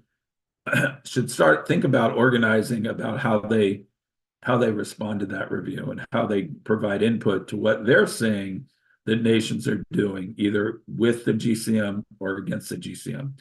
Because if it's a non-binding agreement, then you're not going to have accountability unless advocates in certain countries work toward that accountability and pressure their governments to do the right thing by this document. So let me talk a little bit about what I've looked at in terms of certainly what the United States has done and certainly what Europe has done in responding to the GCM. And I choose those two areas because they're the main receiving nations, and an impetus is upon them to try to work toward receiving and adhering to the GCM principles because they have more migrants coming to them. That's not to say that there's not regional migration. There's not migration between different continents other than the North America and Europe, but it really will provide sort of a bellwether for where the world is going because more migrants go to US and more migrants go to Europe than to other places in the world. Some of you might have better knowledge than me as to what's going on in Latin America, for example, or in Africa, for that matter. But I'll focus on the US and I'll focus on Europe real quick to give you a sense of where this is going. And I'm sure you can already guess where it's going. One thing I might mention is that when the GCM was adopted, the US was not part of the negotiations because it was the first Trump administration and they just never showed up, which in retrospect was probably the best outcome because if they had showed up, they probably would have created havoc and tried to kill the document. So that was sort of a silver lining there. It'll be interesting to see if they show up for the International Migration Review. The Biden administration actually improved our record, the US record, on adhering to the GCM. First of all, they issued a statement within a few months of taking office that the US was signing on to the GCM, which was significant because we did not sign on to the original vote in 2018. We were one of only 5 nations that said no to it. So by the US coming in and saying, yes, we will sign on with the new administration, it gave it more legitimacy. And the Biden administration did do a lot of things that comported with some of the objectives that I talked about. For example, humanitarian parole, which is part of Objective 7, part of Objective 5 to bring people in legally. The Biden administration used that, as you know, for Afghans, as many as 160,000 Ukrainians, more Ukrainians because of that war. And they created the CHNV program for Cubans, Haitians, Nicaraguans, and Venezuelans to come in at 30,000 a clip per month. And we received as many as 500,000. So it's two positive things that the Biden administration did to adhere to the GCM. There are other things that the Biden administration did: increase naturalization applications, increase processing for legal immigration. Although they didn't create additional legal avenues, they did increase the processing for it. And then the broad use of temporary protected status, which was a suggestion in Objective 7 as well, to let populations remain in the U.S. with work protections until they could go home. These are all positive things. Now, the Biden administration wasn't perfect, of course. Certainly, you know, at the end of the term, they started to become much more strict on asylum. They did reverse the Remain in Mexico, which was positive. But as they became under more criticism, they became more restrictive at the border, which was unfortunate. And unfortunately, with the second Trump administration, as we've seen in the first few weeks, there's not going to be much attention or respect paid to the GCM. Restoration of Remain in Mexico, mass deportations, keeping people at Guantanamo Bay, having agreements with Venezuela and others in terms of returns, but without any protections. These are all things that violate the GCM, unfortunately, and which we're going to have to fight against. We've seen similar movements in Europe in terms of anti-immigrant sentiment, of course, which is unfortunate. And although Europe has overall a better track record on the GCM, we have seen signs of them becoming Fortress Europe, if you will, by several means. First of all, there's the European Union, which is 27 member states of Europe, and they have their own policies, but there's also the major countries in Europe that adopt their individual policies toward migration. So I'll mention a few of them and show you how they're sort of not sort of, but they're not adhering to this global compact on migration.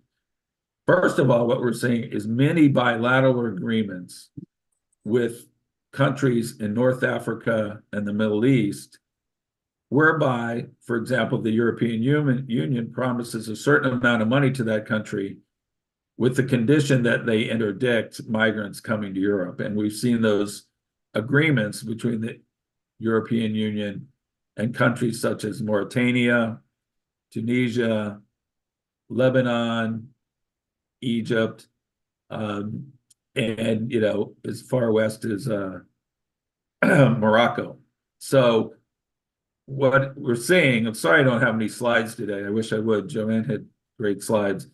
But what we're seeing is sort of a virtual wall being built around Europe under these agreements that stretches from Northern Africa, the west of Northern Africa, all the way to the Middle East, where migrants come from, including even Palestinians most recently. But migrants from Africa will come up and try to reach Europe by boat. We even have Spain in the Canary Islands building detention centers and returning migrants that make it to the Canary Islands in order to get to Spain. So there's really a wall that's being built on the southern shores of the Mediterranean that prevent migrants from coming. And we see that with Italy as well, with some agreements.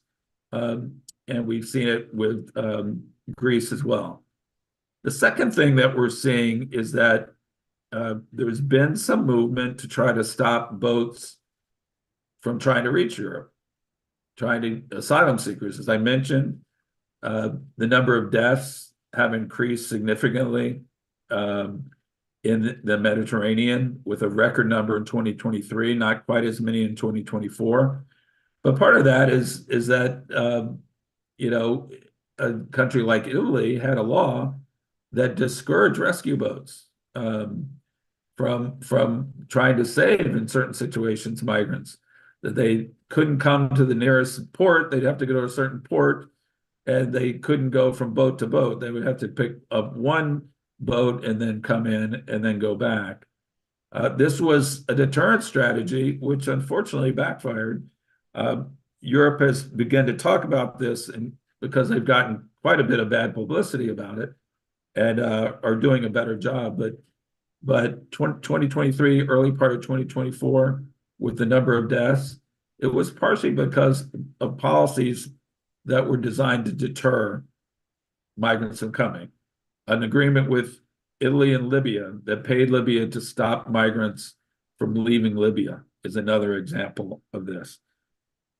We're also beginning to see other ideas come out of Europe, such as offshore processing. What is that? That means they will take all asylum seekers that come to Italy and take them to Albania and have them processed there.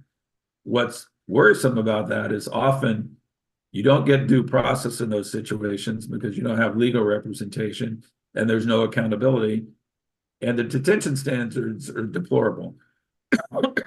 This first happened with Australia, if you might recall, back in 2017, 2018, where they put migrants and asylum seekers in different countries in the South Pacific. Eventually we took those migrants away from them, but took them to America. But that's another suggestion. England went through a big debate over how to deal with migrants and asylum seekers that arrived by boat. And under the Sunak, prime minister, he wanted to send them to Rwanda, and that was eventually killed when the new prime minister was elected. But as you saw in August, you saw riots in England based upon a crime committed by an undocumented immigrant, and that's placed lots of pressure on Keir Starmer, who's the new prime minister, to enact harsh provisions against asylum seekers. So we'll see where that goes. You see where I'm going with this, with both the US and Europe, that they're beginning to shut their doors, if they can, to immigrants and to asylum seekers, which is against the spirit, if not the letter, of the Global Compact on Migration.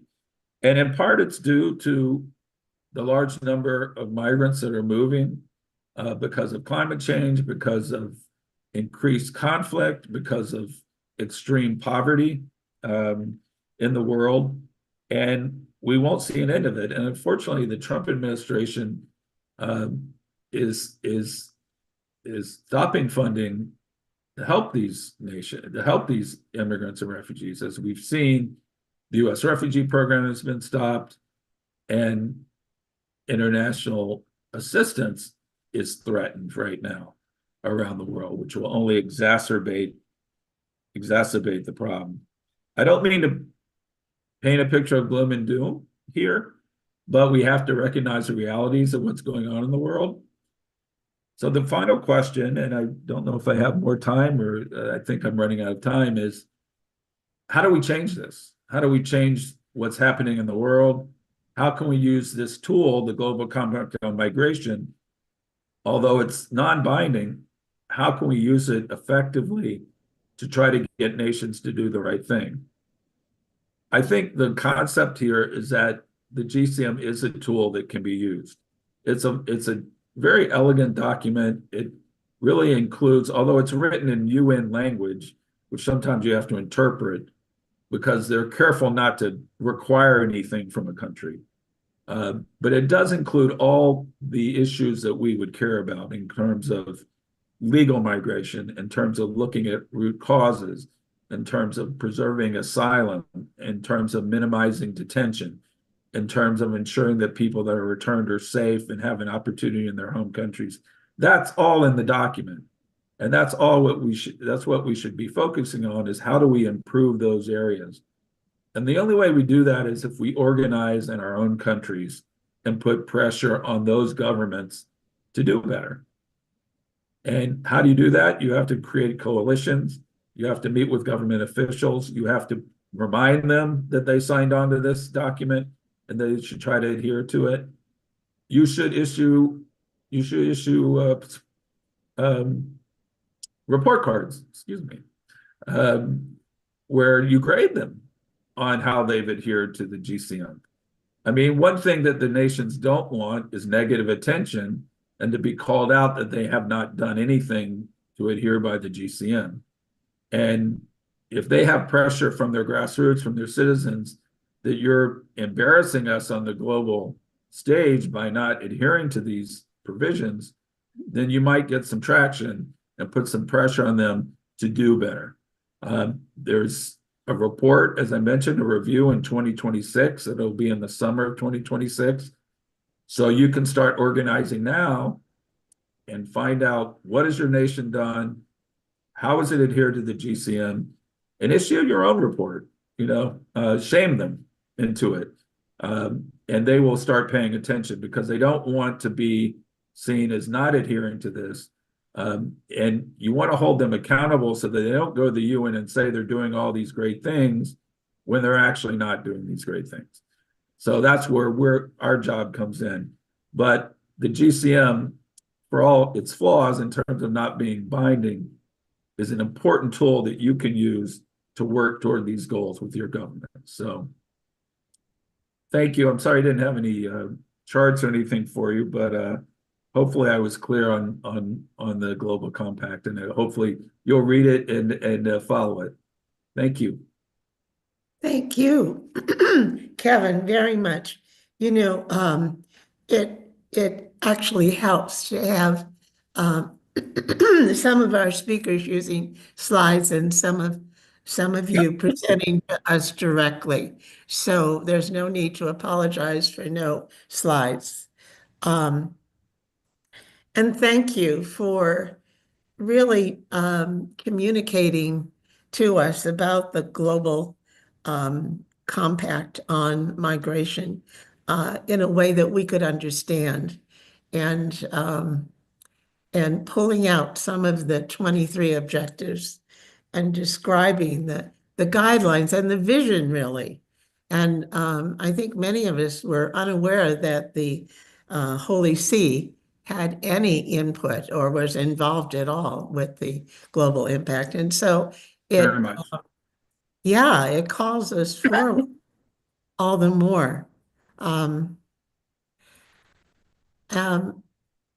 I really appreciate, I think that this is a global conference, and we have people in Europe listening to you, people in Africa. And so I think your comments to those of us in the United States and those of us from European countries in particular need to form coalitions and create our own report cards on our country's response, since we are a member. Even though these objectives aren't binding, they're calling to us to be human and to operate in ways that respect the dignity of others. So do you know any coalitions that are beginning to emerge with this kind of awareness here in the United States?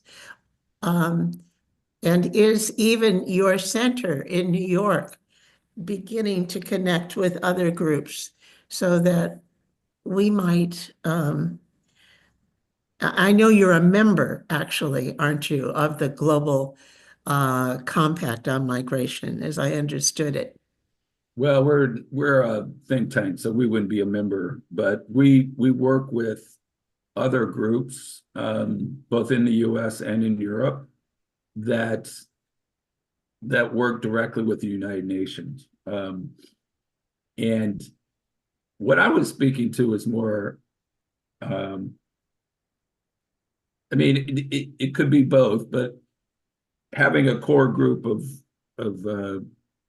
NGOs and others in each individual nation that includes this as part of their agenda. So for the U.S., we have a lot of immigrant rights groups, but they never talk about this to the State Department that I'm aware of, you know. So it's two different levels of groups. So there's a coalition of groups that go to the United Nations and offer comment and work with the delegates on it. I'm talking about what we need more of is groups in country that as part of their advocacy, they can use the GCM as a tool. You know, they can, but they're not aware of it, or they might not think it's an effective tool, or they might have other issues that are more pressing in their minds. But if you include that as part of your advocacy, it's important because it will bubble up to the UN reps, and they'll be told by their governments to take it more seriously. Well, I don't think we've heard that from anyone. And I'm not just talking about this conference, but I think this is a wonderful invitation for many of us that are fighting for immigrant rights to include this as one of our agenda items. And to realize that we have to use all pathways, really, these days. Exactly. It's not, I might have misspoke. You don't have to start from the ground up.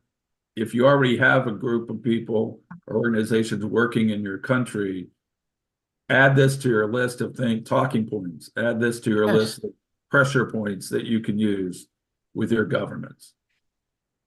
Now, would you recommend that as these different groups from different states uniting, for example, on a call, an internet call, and just kind of uniting their critique so that it might have more pressure? And then would it go to the State Department, or who would it go to? Who would their voice go to, or their critique, or their report card?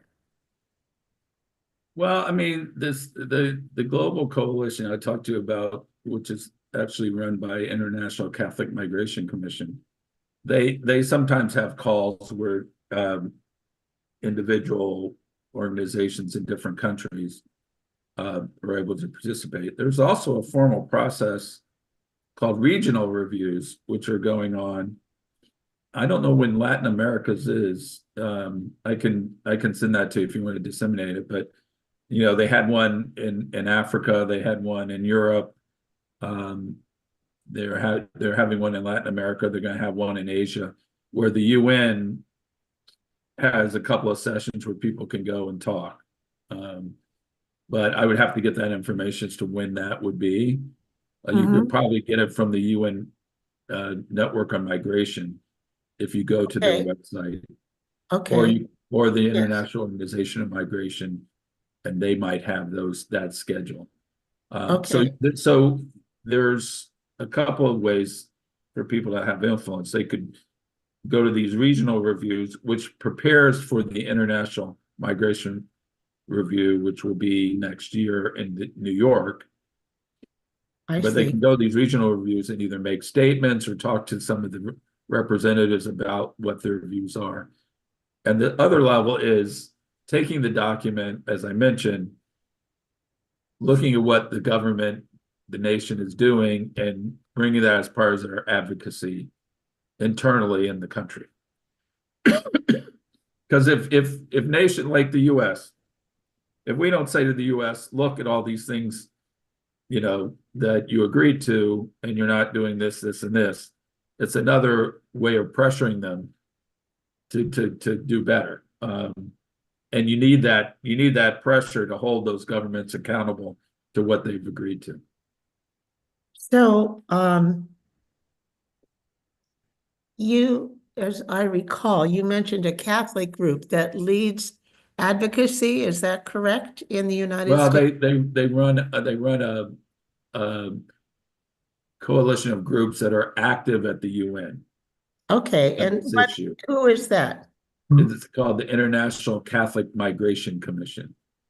International Catholic Migration Commission. Commission. They're based in Geneva. And actually it's part of the Holy See. Okay, great. Well, this is very helpful. And Yes. I'm just so grateful you said yes. And your presentation really was very clear, and it gives us a sense of moving into this new area, because very few of us are familiar with the Global Compact on Migration. I've studied it, but if I weren't working on this, I wouldn't have studied it. We Well, need it didn't get the media attention we would have liked it to have gotten, but it's an existing document, and it's something that I think we can use as a tool. If folks want to go to our website, yes, give us that. cmsny.org, Center for Migration Studies of New York.org. So cmsny.org. And Yes. then just when you go to the search feature, just put in Global Compacts or Global Compact, and several articles will come up on it. Or they could just go Google Global Compact on Migration, and they can get a history of everything that's been written on it, really. So those are two avenues. One might be a little more manageable than the other. Yes. And I would add the Holy See played an important part in getting some really great language into that document during those negotiations, because the NGOs could only make statements. We couldn't offer amendments on our own. We would go to the different countries and suggest amendments that they could offer. And the Holy See was very receptive to our input and very effective in getting certain language into the document. Well, that's so important, because we need words that inspire, that awaken us, that stir us to action. So Yes, for sure. Thank you so much, Kevin. Thank We're you. very Thanks grateful. to everyone. Okay, bye-bye. Have a nice day. So everyone, that is the end of the first day of the Hub of the Americas program. And we will return tomorrow morning. We have a summary of today before we begin tomorrow's program. And I believe that starts at 8 a.m. Pacific time, which would be 11 a.m. Eastern Coast, and Central, it would be 10 a.m. So there'll be all the hubs, the hub from Africa, the hub from Europe, will be summarizing what took place in their hubs today. And then we will start our program at 9:15 tomorrow. So thank you very much. Thank you for those hearts, Celine. Bye-bye.